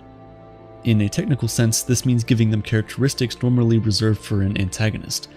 They might drink and curse, have an abrasive personality, or rail against authority. The problem with this description, though, is that its negatively defined meaning is rooted solely in its opposition to something else. This doesn't tell us what an anti-hero is, merely what it is not. This is further complicated by the fact that what characteristics constitute a hero vary over time and between cultures. Heroes in the truest sense are meant to represent the ideals of a society. They stand as living personifications of the values that citizens should strive to emulate. However, these ideals and values naturally evolve alongside the beliefs and needs of the population. This applies to anti-heroes as well. Traits seen as or anti-heroic change based on the cultural context. In 1962, Canadian missionary Don Richardson traveled to Western New Guinea and Indonesia to try and convert members of the indigenous Sawi tribe to Christianity. He encountered some trouble, though, when his potential congregation identified Judas, not Jesus Christ, as the hero of the story. It turned out that the Sawi people placed a higher value on trickery and deception than sacrifice. They saw Jesus as little more than an unwitting sucker who had been duped by the true hero of the narrative. A better way then of defining heroes and anti-heroes might be by judging them based on their moral consistency. Heroes by their nature are morally consistent. They have a strict set of dedicated principles they follow that guide their actions. Anti-heroes, on the other hand, are morally ambiguous. They operate in gray areas and are more fluid in their decision-making. This ambiguity can manifest either in the anti-hero's own personal ethics or in the way that they are perceived by society. Not every anti-hero needs to be an edgy, homicidal maniac cracking one-liners as they shish kebabs bad guys with katanas. In fact, the classic anti-hero archetype looks a lot less like Deadpool and more like your friendly neighborhood Spider-Man. I know what you're thinking, Spider-Man's not an anti-hero, but even by the traditional definition, he kind of is. When Peter Parker is first bitten by a radioactive spider and gifted with superhuman abilities, he doesn't want to become the savior of New York. He's insecure, anxious, and wavers in his convictions, even allowing a criminal to escape as an act of revenge against a boxing organizer who cheated him out of his winnings. Over the course of his career, Peter quits multiple times, always questioning whether or not he's capable of overcoming the challenges given to him and living up to his responsibilities. None of these are qualities that we normally associate with heroes. Peter isn't consistent, and our perception of him doesn't align with the image that we've built up in our heads. On the other end of the spectrum, there are anti-heroes like Wade Wilson's alter ego Deadpool, who we normally associate more with the term. These are heroes who do the right thing for the wrong reason or the wrong thing for the right reason. Deadpool is firmly in this camp. Particularly in the comics, he's a mercenary first concerned solely with how any given situation benefits him. Even in the films, his story begins as a revenge trip. Yes, his objective is to take down a cartel of human traffickers manufacturing and selling mutants into slavery, but he's only doing this as retribution for his own disfigurement. His motivation isn't to break up the smuggling ring or free the captives, he just wants to fix his face. To say that Deadpool's morals are loose is generous. He is entirely self-interested, recklessly individualistic, and more than a little murder-happy. If he ends up saving the day, it's typically just an unintended byproduct of his actual goals. The key takeaway from this is that anti-heroes are hard to pin down when it comes to assigning moral judgments, either because their own ethical code is so nebulous, or because we as a society have difficulty reconciling their personal traits with our own expectations of what a hero should be. So why do we like these characters so much? Why are we attracted to moral ambiguity? Perhaps it's because we find it reflective of our own experiences. Very few of us live in a world of simple black and white morality. We recognize that life is more complex than good versus evil or right versus wrong, hero versus villain.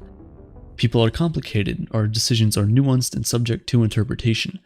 No one is purely a villain or even a hero for that matter. And yet, our culture is dominated by institutions built on the foundation of moral absolutism. This philosophy maintains that human action is inherently right or wrong regardless of intention or consequence. The justification for this is a belief in an all-encompassing and objective morality. Every individual's behavior is judged according to the standard and determined to be moral based on how closely they conform. Political and religious institutions are the clearest example of this. They create extensive sets of laws and regulations by appealing to the authority of a higher power, whether that power is a divine being or a constitution. The benefit is that this creates consistent standards which can be broadly and reliably applied to any situation. This helps maintain societal order while safeguarding institutional power. However, when these laws are violated, it necessitates punishment regardless of individual circumstances. Take, for example, a man who steals medicine in order to care for his sick child. Although his motivation is pure and the act itself noble, theft is still illegal. If he's caught, he faces imprisonment, if not worse depending on who's in charge. While creating a reliable and predictable framework by which behaviors can be evaluated, the problem with moral absolutism is that it's inflexible and doesn't allow for subjective interpretation. Instead, it promotes the idea that there's an objective morality by which every act can be judged. In becoming symbols of societal ideals, traditional heroes serve as the physical embodiment of these absolutist systems. More than that, they act as enforcers, ready to use violence in order to combat perceived evils and protect the established moral order. This is why I don't like Superman. Ironically enough, the Man of Tomorrow is a champion of the status quo. He, Captain America, and others like them defend social and political structures as they already exist, regardless of their flaws. To his credit, I don't think Superman would punish someone for stealing medicine for their sick child, but he definitely will protect the systems that originally put that person in that position. By intention, moral absolutism creates a societal binary: those who conform and those who do not. Anti-heroes are a part of this second group. Their innate moral ambiguity naturally places them in opposition to mainstream culture, landing them in the realm of the outsider. These individuals find themselves shunned or even outcast due to character flaws or other traits seen as deviant. It's not surprising then that most anti-heroes come from marginalized backgrounds. Deadpool is widely considered to be pansexual. Wolverine suffers from PTSD and alcoholism. Spider-Man comes from a poor family and was a nerd before being a nerd was cool. These characteristics place the anti-hero in direct conflict with normative culture, forcing them to make a choice: either conform or face the consequences. Because of this, anti-heroes often find themselves battling for the right to simply exist as they are. This, in turn, leads them to seek wider societal change. Whereas regular heroes are inherently change-resistant, willing to violently uphold moral norms and standards, anti-heroes by their very existence demand change. They function as living rebuttals to the predominant philosophy created by institutional authorities. This is a convention that actually began not with superheroes, but with cowboys. In the 1960s and 70s, a new type of Western called the post-Western began capturing the attention of global audiences. These movies featured morally ambiguous protagonists who were largely distrustful of existing institutions and set out to buck the system. This stood in stark contrast to classic Westerns, which featured simple moral narratives where a handsome, white-hatted stranger wandered into town to defeat the black-hatted outlaw and win the affection of the local schoolteacher. Post-Westerns turned conventions like these on their head, challenging the traditional values put forth by earlier films. This was reflective of a larger cultural shift happening in America and Europe. The rise of the counterculture movement, along with the chaos of the Vietnam War and other global crises, were contributing to a mass feeling of uncertainty, and many people began to question whether or not the ideals of previous generations were still valid. Post-Westerns captured these sentiments and served as a form of social criticism. By featuring flawed, conflicted characters struggling to find their place in the world, they presented a more realistic depiction of the lives of everyday people. If all of this is sounding a bit familiar, well, it's because we're in a very similar place right now. Distrust in our political and social institutions is at an all-time high. Very few of us have any confidence that our leaders are capable of solving complex problems like economic instability, food scarcity, or climate change. This has produced a collective sense of doubt and unease that has increasingly been reflected in our heroes. Or should I say, anti-heroes. Films like Deadpool, Logan, and Joker functionally serve the same role as the post-Westerns, changing the beliefs championed by earlier generations of heroes. The superhero stories of the 80s and 90s largely represented a return to the classic Western tropes, including black and white systems of morality. This came at a time when the West was running on the high of economic prosperity and the end of the Cold War. Figures like Ronald Reagan and Margaret Thatcher advocated for a revival of traditional values, which in turn gave rise to a new form of absolutist morality. It's no coincidence that Reagan, himself a retired actor with a few westerns under his belt, frequently wore a cowboy hat. But it's easy to claim that your moral worldview is the right one when everything is going well. Flash forward a few decades and you have 9/11, the War on Terror, the 2008 Great Recession, and COVID-19. Crisis after crisis has challenged the fundamental ideas that shape our culture and revealed monumental cracks in the structures meant to guide our lives. The popularity of anti-heroes represents a shift in our collective thinking. We like them because they offer us an alternative to the ethical ideals advocated by the institutions that have failed us. We identify with the struggles of anti-heroes because we too reject contemporary values and want to see them replaced with something better.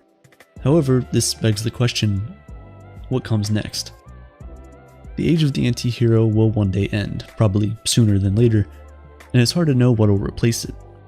Will we once again return to an era of strict absolutist morality, or will we be able to invent something better, something more nuanced and capable of dealing with life's ambiguities? Whatever it is, let's just hope it comes with a few less Supermen.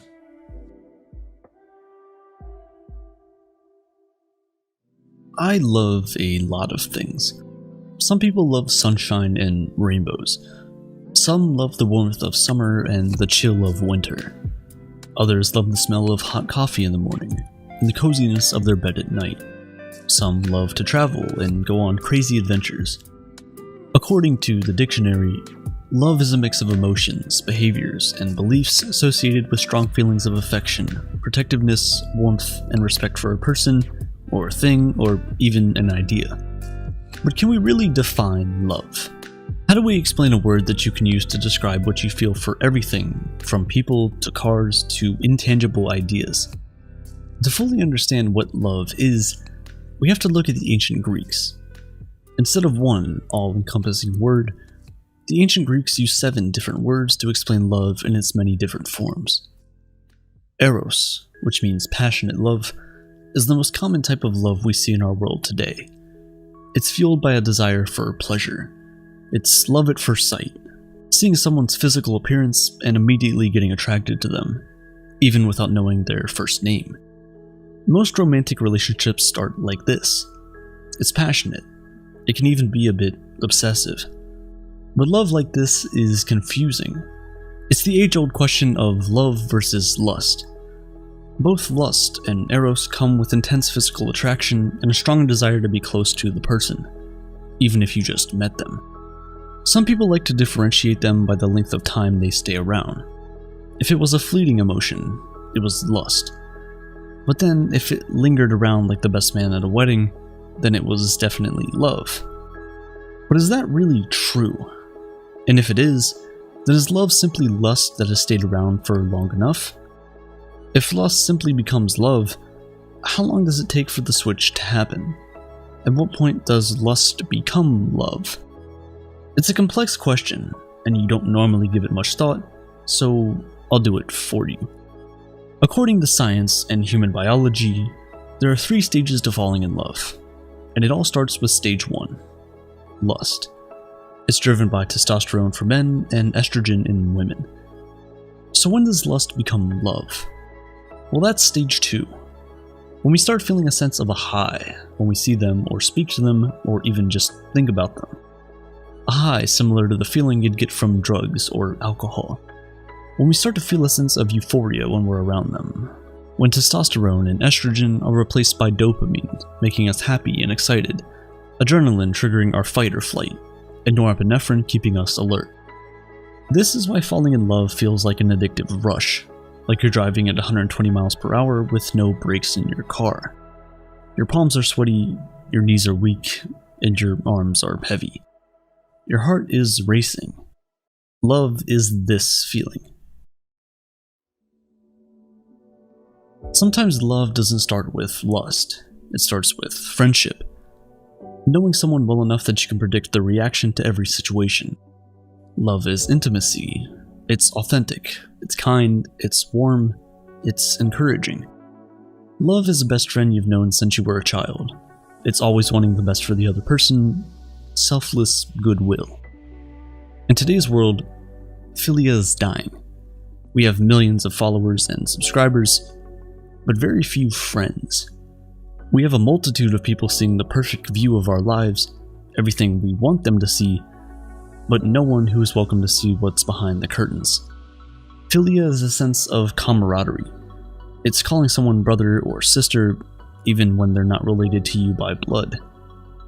Love is loyalty, sacrifice, and vulnerability. Love is a choice.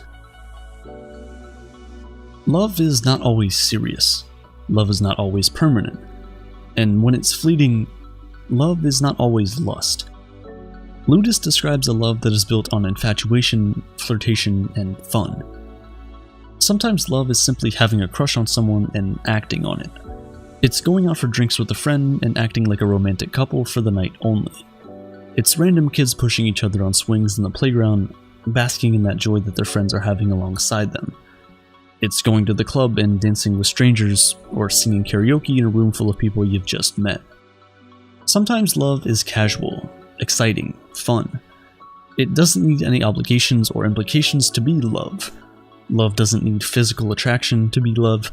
Love doesn't even need friendship to be love. Love simply is.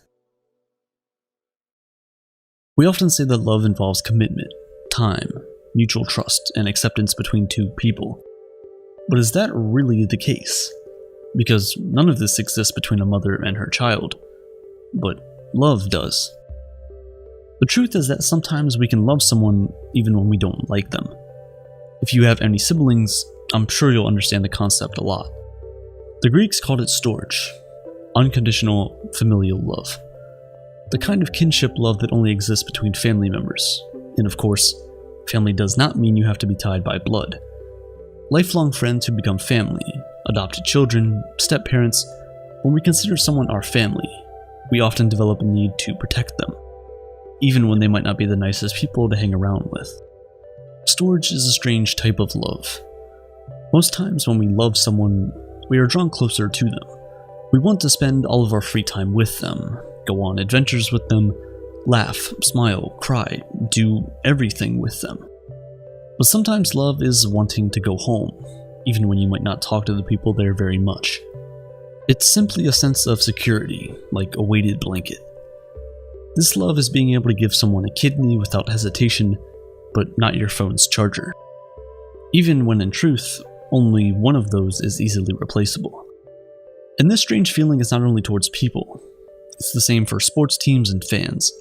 Every year you cheer for your team, every year they break your heart. Yet the very next year, you glue back the millions of pieces and wear the badge with the pride chanting, "This year will be our year." Because love is unconditional. It's not dependent on who the person is or what they can give to you. Love is a one-way ticket. It's loving someone even when they might not have the ability to love you back. Aristotle once said, "All friendly feelings for others are an extension of a man's feelings for himself." If you don't love yourself, you can never truly love others. This is why philautia, the love of oneself, is something we shouldn't take for granted. Love is not just what you can do for others, it's also what you can do for you. So go out and give yourself a treat once in a while.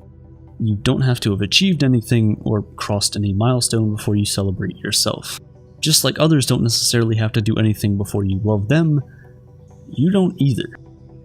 Love is when you can stop comparing yourself to others, when you forgive yourself for your past mistakes and stop judging yourself for things that are beyond your control. Love is when you wake up in the morning, look in the mirror, and be proud of the person staring right back at you. Love is leaving toxic relationships and not feeling obligated to stay no matter who they are or how important they've been to you in the past. It's choosing yourself over and over again and protecting yourself the way you would protect anyone else. Love is being kind to yourself, in your thoughts, in your words, and in your actions. Because only when we truly love ourselves can we be able to love others. Love lasts for a lifetime. Love is to have and to hold. For better, for worse, for richer, for poorer, in sickness and in health, to love and to cherish, till death do you part. Love is committed and compassionate. It's accepting each other's differences and learning to compromise. Love is taking out all the broken pieces and putting them together again, instead of throwing them all out. Love is everlasting, rooted in romantic feelings and compassion. So is love a feeling or a choice? If love is a choice, why do we never know we're falling in love with someone until we are? Why can't we ever say to ourselves, I want to fall in love with this person, and just do it? On the other hand, if love is a feeling, then there is no basis for wedding vows. There is no basis for the promise that we'll love each other forever, because feelings come and go, and usually they are beyond our control. The only way we can judge that love will remain forever is when we decide that it will. Is love a feeling or a choice? Well, it's both. Falling in love is a feeling, but staying in love is a decision. It's telling them you love them even on the worst days. It's saying to them, I don't know how we'll get through this, except that it'll be together. Love is being vulnerable even when we don't feel like it. Love is holding the roses without being scared of getting pricked by its thorns.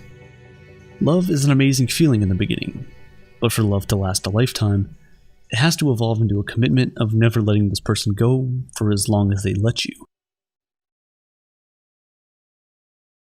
Love is giving to charity and helping strangers in need. Love is empathy towards humanity. It's fighting for change even when you might not be directly affected by the issues. Love is altruistic, selflessly caring for humans, animals, and even Mother Earth itself. Love doesn't expect anything in return for its actions. Love itself is the reward. Love serves as the foundation for societies and communities, without which we cannot thrive. Scientists have always battled with the concept of love. Some believe that love is a basic human emotion, like anger or sadness or joy. However, some others believe that love is simply a cultural phenomenon, something we are drawn towards as a result of societal expectations and pressures. But nothing could be further from the truth.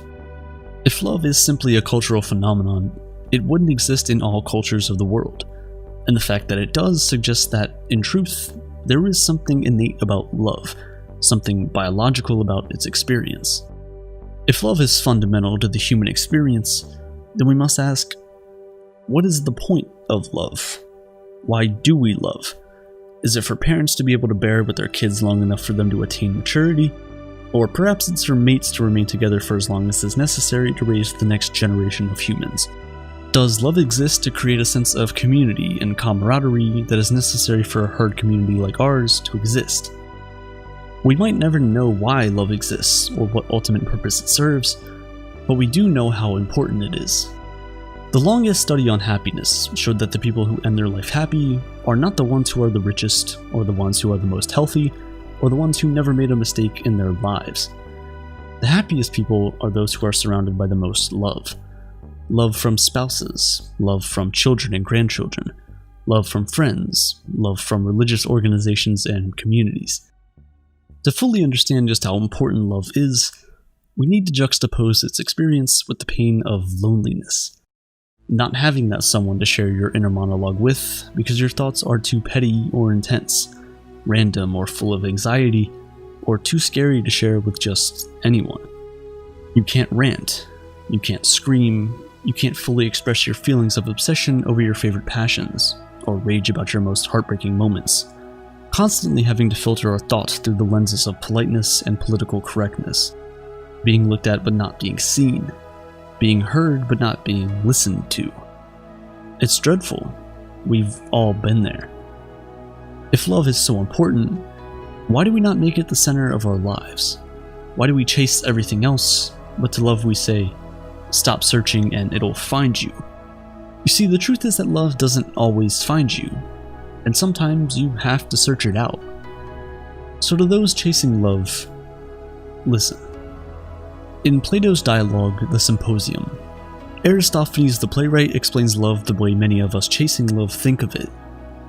In the beginning, humans were all androgynous, with double the parts we have now, including two faces turned in opposite directions. This physical form made humans so powerful that they became a threat to the gods. So Zeus cut them in two, one male and one female. And since every human has longed to be rejoined with their other half, like two pieces of a puzzle, two halves of a whole. Although this is just a myth, it opens up the curtain to why we love the way we do. We often fall in love with people who think would complete us. People who so perfectly fit together the pieces of our heart's puzzle. People who complement our shortcomings and give us hope for the things we are most insecure about. We love in part with the hope of completion. We all have a deep-rooted need to blossom, and we can only hope this person is the rain at the end of summer. But the truth is, we're already complete.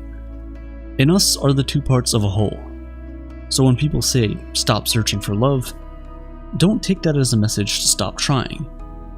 Take that as a lesson to stop searching for completion in another person.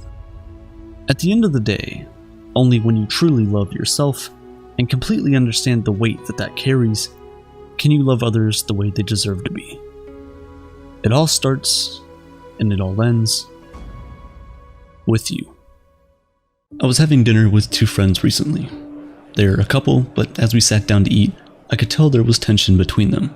They weren't speaking to each other for the first 10 minutes of the meal and gave short answers to all my questions. After a moment of pure silence, something strange happened. My body started to tremble ever so slightly. I turned my head away from my friends and coughed. I was doing whatever I could to conceal what was actually happening. I didn't want them to know that I was laughing. We know a lot about human behavior. We eat for energy to keep us moving. We blink to keep our eyes moist and sweep away dust particles. We breathe to bring more oxygen into our blood and expel carbon dioxide. We yell to get the attention of someone or a group. We cough to clear our throats and airways of germs, mucus, and dust. We shiver to warm up, and we sweat to cool down. We understand a lot about why humans do the things they do, but one behavior that isn't so easy to pin down is laughter. Why do we laugh? What purpose does it serve? And why do we seek it through friendship and humor? We laugh for many different reasons. When we hear a joke or a friend says something clever. When we're surprised by something or there's tension in the air and we know we really shouldn't be laughing. Have you ever been in a fight with someone and you just both start laughing? Or even more likely, only one of you laughs and it just makes things a whole lot worse. Some people laugh all the time and some only laugh when physically tickled. Some of us laugh at pain and suffering and others laugh through tears. There are many routes to laughter that are all very distinct, which is why it's difficult to explain why we do it. This subject hasn't been widely discussed, but several philosophers devoted some brief consideration to the subject. Plato, for one, had a low opinion of laughter and the humor intended to inspire it. In fact, he narrowly interpreted it as a malicious act. We laugh at those who think they're greater than they really are. In this interpretation, laughter serves as a way to point out the self-ignorance of others. This is why Plato described laughter as a form of scorn. You can see this variety of humor online when people mock famous CEOs such as Elon Musk or Jeff Bezos. Like pointing out how the self-made genius Elon started his business with nothing but $20 in his pocket and the rest of his family's jewel mine fortune, or how Jeff Bezos risked it all to start Amazon, and by all, I mean his parents' life savings. Underlying these jokes is the suggestion that these CEOs aren't as great as they think they are, that they had a big head start in life and so don't deserve to think so highly of themselves. Like Plato, medieval Christian institutions also condemned laughter. For the Christians, laughter was a sign of a lack of self-control. They hated it so much that when the Puritans ruled England in the mid-17th century, they outlawed comedies. Imagine being burned at the stake for telling your mate why the chicken crossed the road. Hobbes and Descartes also described laughter as a feeling of superiority, but for these two philosophers, it was about exerting our intellectual superiority over others or our past selves. Like when people mock anti-vaxxers and flat earthers, or when they mock pro-vaxxers and round earthers. Or when that cousin at the dinner table says The Big Bang Theory is the funniest TV show and you laugh sarcastically, because you think they only said it to make everyone think they're smart. I think it's fair to say that we all do at least occasionally laugh from a sense of superiority. But does that cover all or even most of the instances we laugh? Obviously, we don't think this way anymore, or at least not quite as pervasively. Laughter is still a taboo in some social settings, like during a sermon or at a funeral. But we appreciate laughter more now, and even value it. For over 100 years, we've been watching people make us laugh in film and television. We go to live stand-up comedy shows and sketch performances. We seek it out and are not ostracized from society for doing so. But why do we appreciate it now? What does it do to us that we find satisfying in some way? At the turn of the century, the father of modern psychology, Sigmund Freud, helped establish relief theory to explain why we laugh. With this, Freud proposed that we laugh as a way to release nervous tension. All the energy we use to repress emotion becomes pent up and is released in the form of a laugh. This would help explain why I laughed nervously at a tense dinner with my friends, or why a joke about a sensitive topic can have us rolling on the floor. This reminds me of a time my brother got so mad at me that he took $50 out of my wallet on the table, went to the bus station, and left town. 12 years later, he reached out to me for the first time since leaving. He said he was so relieved to hear my voice and was coming back to visit. With tears in my eyes, I said I was so relieved to finally be getting my $50 back. Admittedly, that wasn't a true story. It was a joke intended to demonstrate relief theory. I set up an emotional experience by establishing that my brother was returning home for the first time in 12 years. That energy was then released when I revealed my biggest concern was me getting back my money. Freud believed that this also explains why we find humor about sex funny, because of how much we, as a society, repress our sexual desires. The release of repressive energy is so intense with the sex joke that they often get the best results, a room full of laughter. But then there's still something missing from relief theory.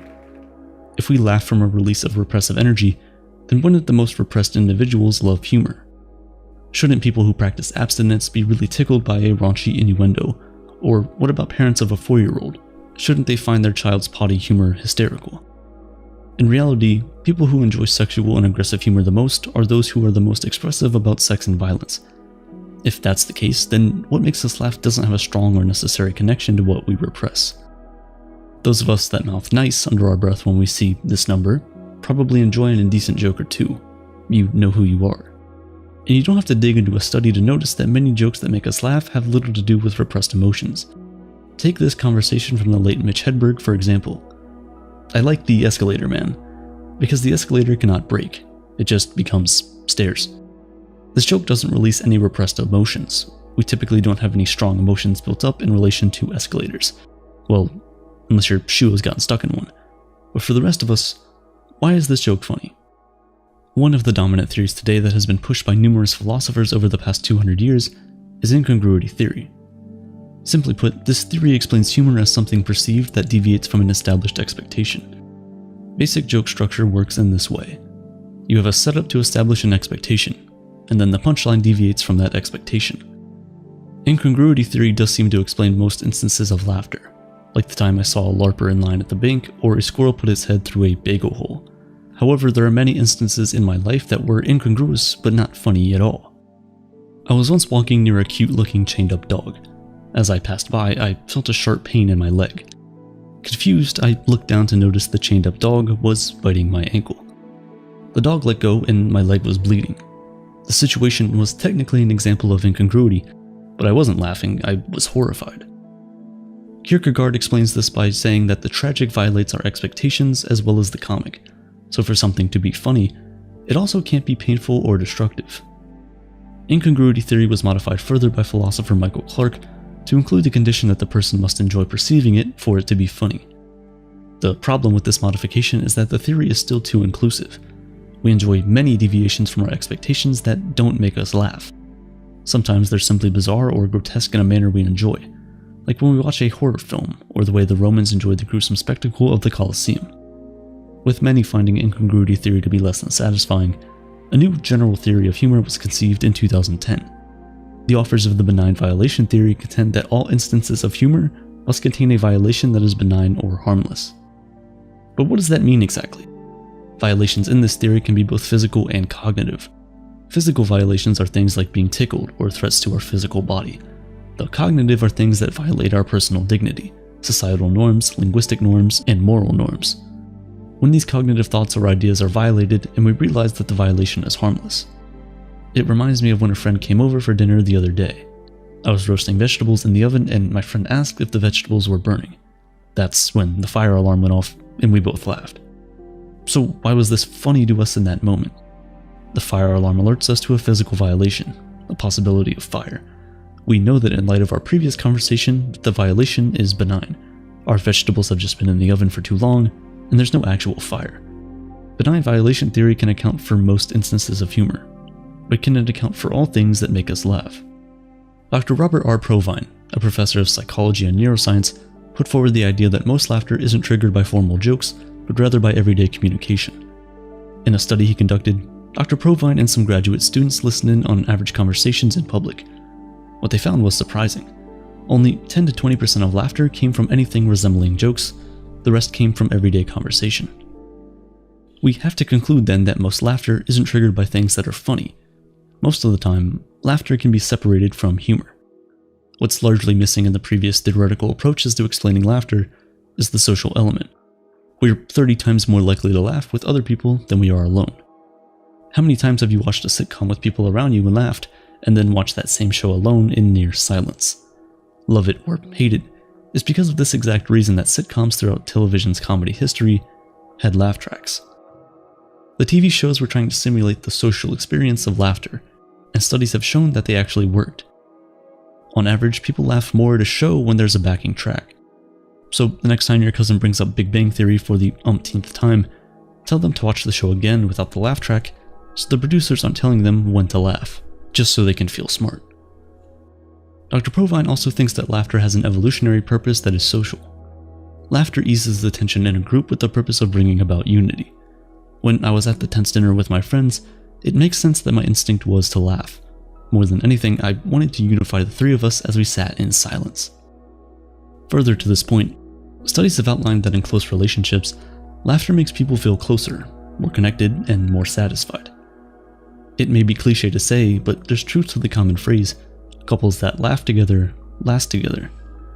If Dr. Provine's evolutionary theory is true, then laughter serves a very important place in our society, to bring us together. In light of all the theories we've explored and studies we've considered, how should we go about trying to make people laugh? If we use benign violation theory to construct a joke, we know that to make a group laugh, we need to poke fun in a well-intended way. But what if part of your audience doesn't think your violation is harmless? What if they're hurt or offended by your joke? When our jokes target groups of people by race or gender, for example, they might seem benign to those people outside the targeted group of the joke. But what about those within it? If the evolutionary purpose of laughter is to unite a group, what are the ethical considerations with jokes that divide? This is the dark side of humor. As much as it can make people feel like they belong, it can also exclude others from the group. That's why we have the expression, inside joke. It's this side of humor that Plato described as scorn, and though there's much more to humor than Plato's cynical take, he did consider a specific use of laughter that is real and malicious. That leaves us with an important question to consider.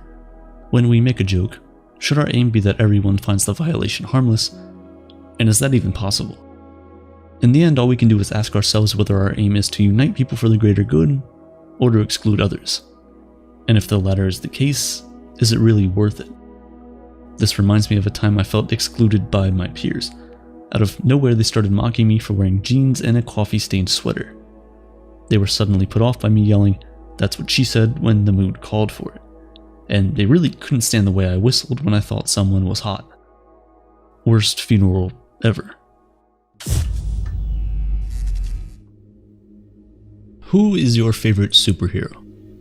There are so many to choose from that it can be tough to pick just one, but for millions of people, the answer is undoubtedly Black Panther. Portrayed on the big screen by the beloved Chadwick Boseman, Black Panther was an instant global phenomenon.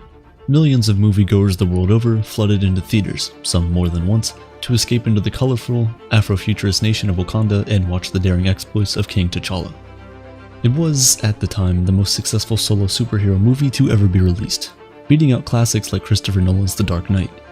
Today it remains one of the most celebrated cinematic achievements in the entire Marvel franchise. It's undeniable, we love the King of Wakanda.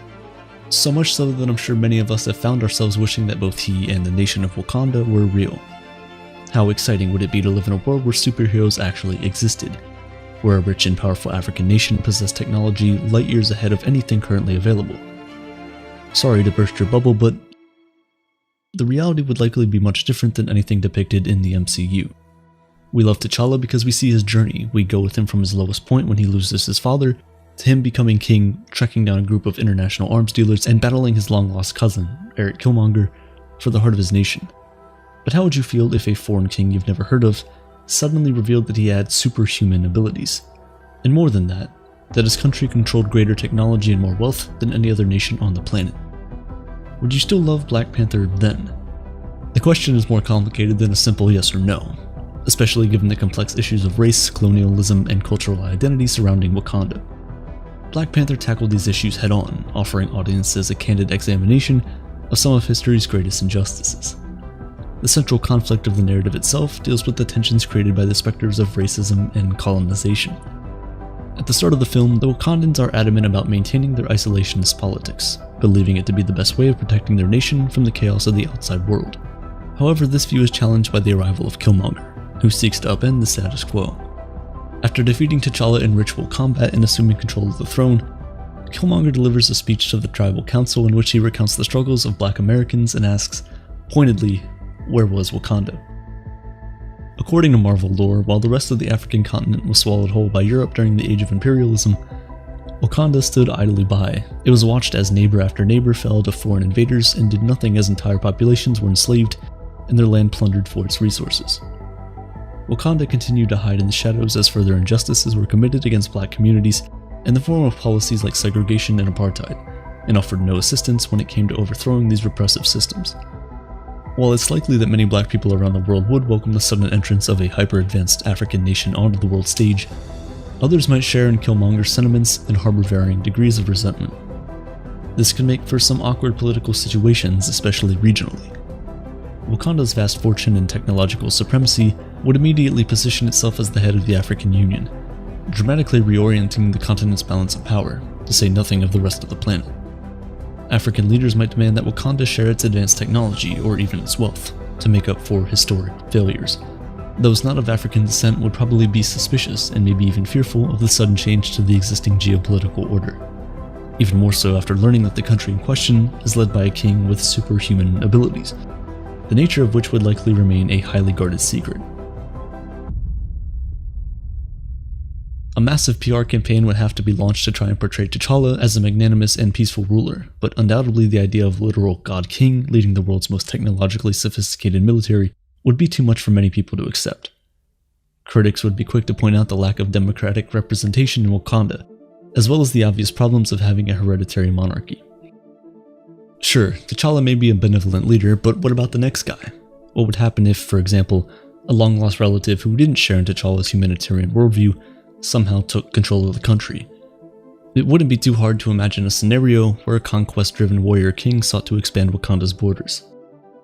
T'Challa, and in fact the entire nation of Wakanda, would become a highly divisive topic both among world leaders and individual citizens in a similar way to nations like Saudi Arabia and Russia today.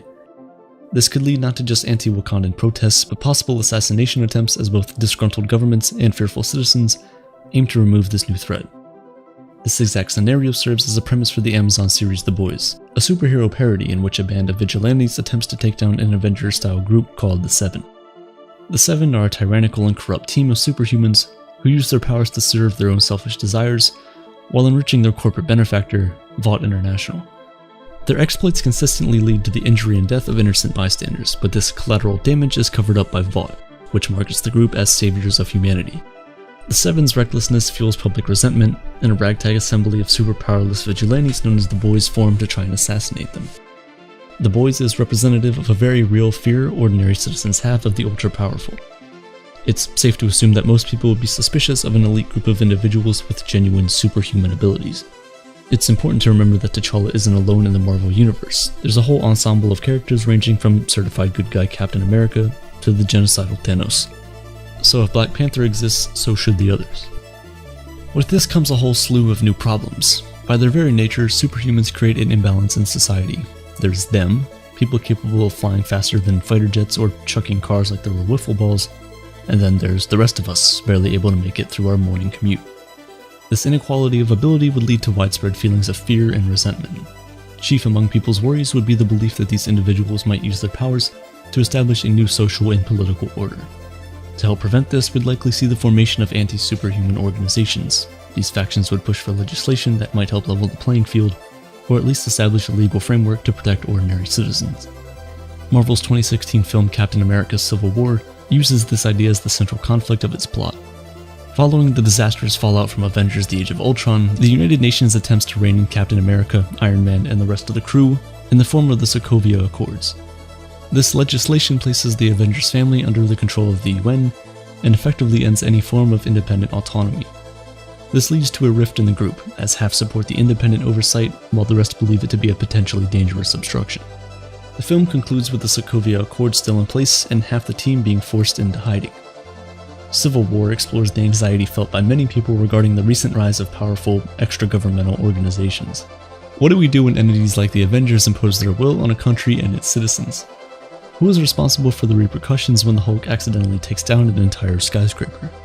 It's not a question with easy answers, but the Sokovia Accords are an example of how real-life governments might attempt to create safeguards against potential catastrophes caused by superhumans. It also clearly displays the impulse of international leaders to try and control this power as they would with biological weapons or nuclear technology, which, of course, would not stop merely at legislation. In a world with superheroes, militaries, governments, and even private entities would attempt to either recruit or manufacture armies of their own superpowered soldiers. Entire industries could develop in the rush to create the next Hulk or Captain America. Sadly, the sudden rush for superhuman superiority would trigger a new global arms race as geopolitical rivals seek to fill their ranks with the strongest, smartest, and deadliest individuals that science can create. It would be the Cold War all over again, but this time with superpowers instead of nuclear power.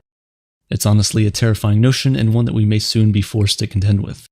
Advances in gene therapy, robotics, and other cutting-edge fields have begun to open the door to a new world of human enhancement. In the next few decades, we may become capable of giving individuals abilities previously reserved for the realm of fiction. Superhero stories may one day be viewed not as far-out fantasies, but instead foretellings of our very own real future. The problem with these kinds of technologies is that they rewrite the rules of what is possible. Societies operate based on the assumption that human beings have certain limitations. If these limitations are surpassed, it'll force us to reevaluate how our civilization functions on a fundamental level. It might benefit us then to try and understand why exactly we're so obsessed with superheroes in the first place. While modern incarnations stem largely from the realm of 20th century science fiction, the idea of powerful champions battling monsters and saving innocents dates back to the very beginning of human history. The Epic of Gilgamesh is one of the oldest surviving pieces of recorded literature, and it's basically a superhero story. It tells of a legendary king with super strength, prophetic abilities, and unparalleled fighting skills who goes on a series of quests that culminate in the search for immortality. Over the course of his adventures, Gilgamesh slays demons, travels to the underworld, and undergoes a series of trials, but ultimately fails in his goal of learning the secrets of eternal life. Though initially despondent, his defeat leads him to accept his human limitations and instead learn what it means to live a good life. The story is a template for the epics that filled ancient literature. Gilgamesh's character provided direct inspiration for the demigod Hercules and heavily influenced the Greek poet Homer, whose work is filled with seemingly superhuman protagonists. These early heroes were created to serve as models of their society's virtues, instilling the values of bravery, fortitude, and honor into citizens. And just like the superheroes of today, these characters weren't perfect. Rather, each had tragic flaws that routinely led to disaster for themselves and those around them. Their strength wasn't in being able to perform astounding feats or slay countless enemies, but in their ability to face their flaws and learn from them. In fact, the archetypal plot structure of these stories, known as the hero's journey, provides a clear formula for personal growth. By leaving a place of comfort, encountering obstacles, and confronting our weaknesses, we're able to change for the better and hopefully return as a more complete version of ourselves. At the end of Black Panther, T'Challa is able to reconcile his political beliefs with that of his cousin. Although he rejects Killmonger's call to wage war against former colonial oppressors, he realizes that Wakanda's period of isolationism must come to an end. Heroes like Black Panther and Gilgamesh serve as role models we're meant to look to for inspiration. They represent the best in us and provide examples of how we might overcome difficulties in our own lives. We love superhero stories because they give us hope that we too are capable of great deeds, and because they serve as a reminder that every single one of us has the ability to change the world. So what if Black Panther was real? We may never know. But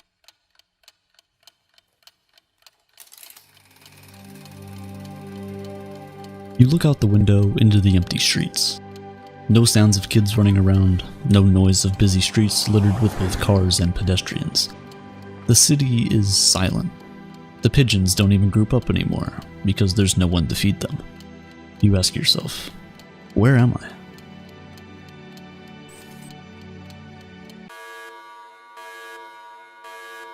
Your alarm rings. It's 9 a.m. Time to resume work at the office for the day. With a sad face, you walk to your desk, open up your computer, and sigh. I miss the old days, you say to yourself. This is nostalgia. It's the burning desire to go back to the past, to live the life we once had, or perhaps only a romanticized version of it. We want experiences, places, things, people, and even ourselves to go back to being what they once were. We remember our childhood memories without all the awkwardness, our first love without the reason we're no longer with them, our first kiss without the terrible acne we had. We remember a romanticized version of our past, one without the flaws, one where we know what's going to happen next, and one where we can tell what consequences our actions will have before we take them. It often happens when we see, hear, or even smell something that reminds us of the past and the life we once had. The best example of this is in relationships. People often leave relationships because it wasn't a good experience for them. But a few months down the line, and they begin to start missing the connection. They feel like maybe it wasn't as bad as they remember. Their memories begin to filter out all the bad that happened, and they're left with feelings of a nostalgia about a romanticized version of what the relationship was. Oftentimes, they go back, only to get hurt all over again.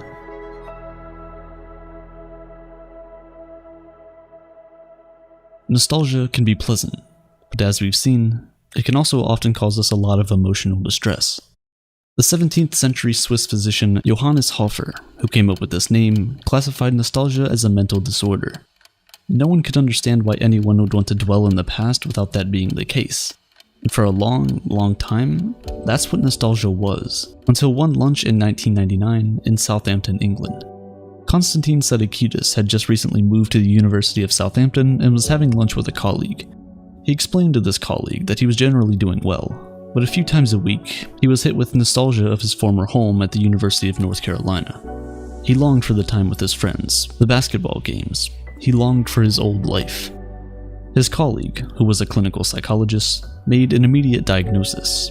Depression, he said.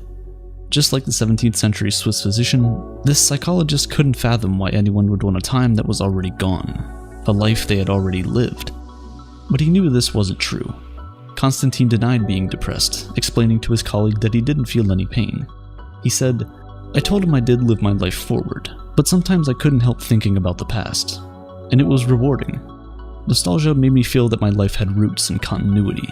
It made me feel good about myself and my relationships. It provided a texture to my life and gave me strength to move forward. And this was the start of a drastic change. Everything we knew about nostalgia was about to take on a new form. Perhaps it wasn't as bad as we thought. It might not even be bad at all." Through Konstantin's research, the word nostalgia has slowly lost its negative reputation, but not entirely. You see, nostalgia is a bittersweet emotion. On one hand, it brings us comfort and makes us feel loved and connected when we remember all the times our loved ones cared for us, or of a time in our life where everything was going right. On the other hand, it makes us feel sad that those things are gone and scared that we might never experience them again.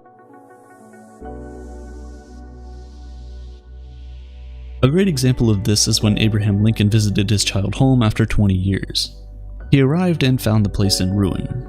Saddened by what he saw, he wrote this poem. "My childhood home I see again and saddened with the view.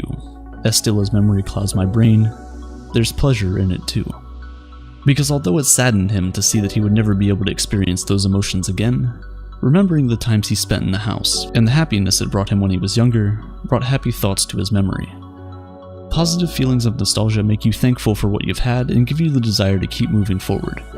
Perhaps you might even be able to recreate that amazing feeling or even experience something better in the future. Negative feelings of nostalgia, however, make you feel like your life was better in the past. You might even start to beat yourself up for choices you made in the past because you think whatever decisions you made are negatively affecting your life today. You get stuck in a cycle of thoughts about the past that basically leaves you frustrated, defeated, and stuck. When things like that happen, it's often because you haven't taken the time out to process that experience. It has happened, but you didn't give your brain enough time to mourn it and move on from it. You put up a wall, you seal it away as many of us do. However, once you can truly process the experience and come to terms with what came from it, you'll stop experiencing the negative nostalgic feeling that's associated with that particular memory.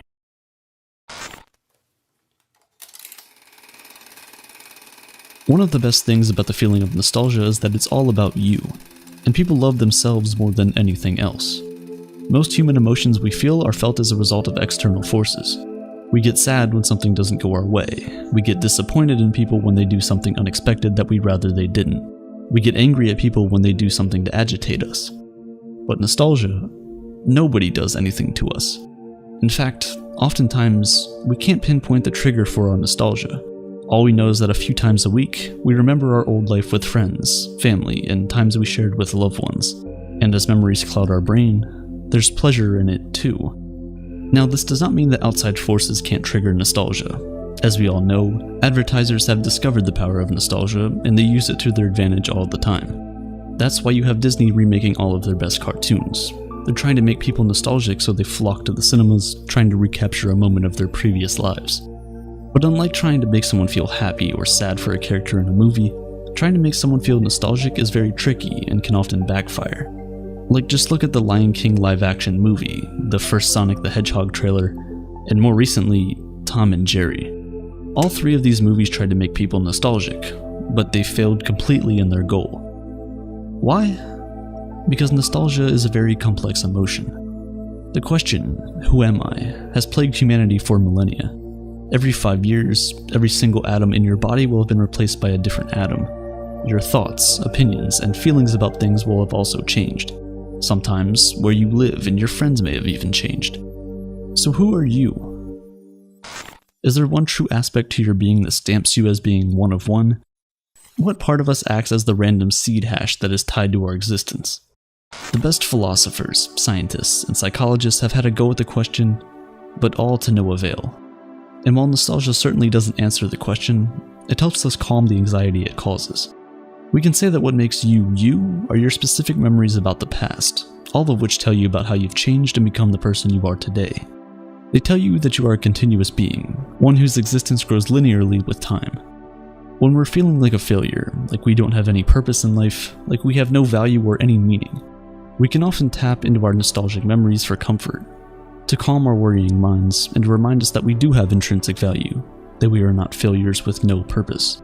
We have friends, family, and healthy experiences we can cling on to.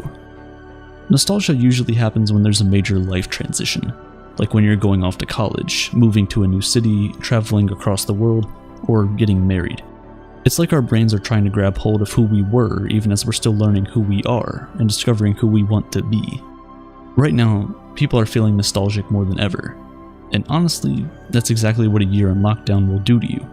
We begin to feel nostalgic when we see live performances we went to in the past, large family gatherings we used to detest, and even little things like the noise of a busy grocery store or kids screaming on airplanes. Maybe not the last one. Because we're limited in our ability to go out and create new experiences, our brain is rerunning the old ones again and again and again to give us that sense of warmth and connection that many of us are missing in our daily lives right now. The internet has modified everything we used to do as a society. Mobs have morphed into cancel culture. We no longer have to be physically present at work or school, and we now even have a dedicated day to feel nostalgic. Social media calls it TBT, or Throwback Thursday. Every Thursday, people post nostalgic photos of both themselves and of a time period to sit back and reflect on what once was. We also have things like Snapchat, Facebook, and Google Photos, bringing us memories of pictures we've taken from a few years ago. Having all of these memories flood not just our minds, but also our phone screens, without having the ability to make new ones, and you can see why people are feeling nostalgic now more than ever before. We also see nostalgia in sports. For years, there's been the very heated debate of who's the GOAT, who is the greatest athlete of all time. In the NBA, you often hear of LeBron versus Jordan. But in reality, even if LeBron James ends his career with more titles than Michael Jordan, MJ will always still have the nostalgia factor on his side. He's many people's childhood, and no one will ever argue that their sports idol, the one who they watched while they were growing up, isn't the GOAT. However, with enough time, the modern-day GOATs turn into old legends, and slowly but surely get outshined by new and rising talent. The arguments we have today will be the same arguments we have in the future, only with different people and different nostalgic factors. Nostalgia is a very interesting emotion, because we all in some way want to feel it, even if it brings us both happiness and pain. Oftentimes, the best memories are the ones we remember with both happiness and sadness. On days when we feel our worst, it makes us feel sad, angry, and even scared that we might never get those things, those feelings again. But even on those days, nostalgia has the power to bring us hope and make us realize that we all have a story that is still being written.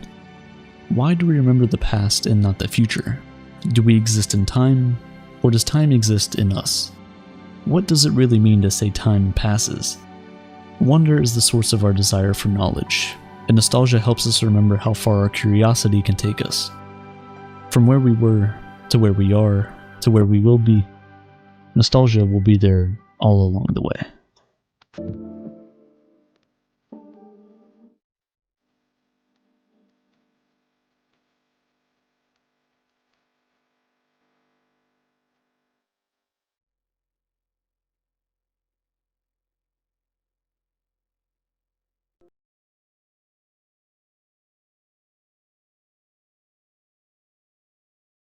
Picture this.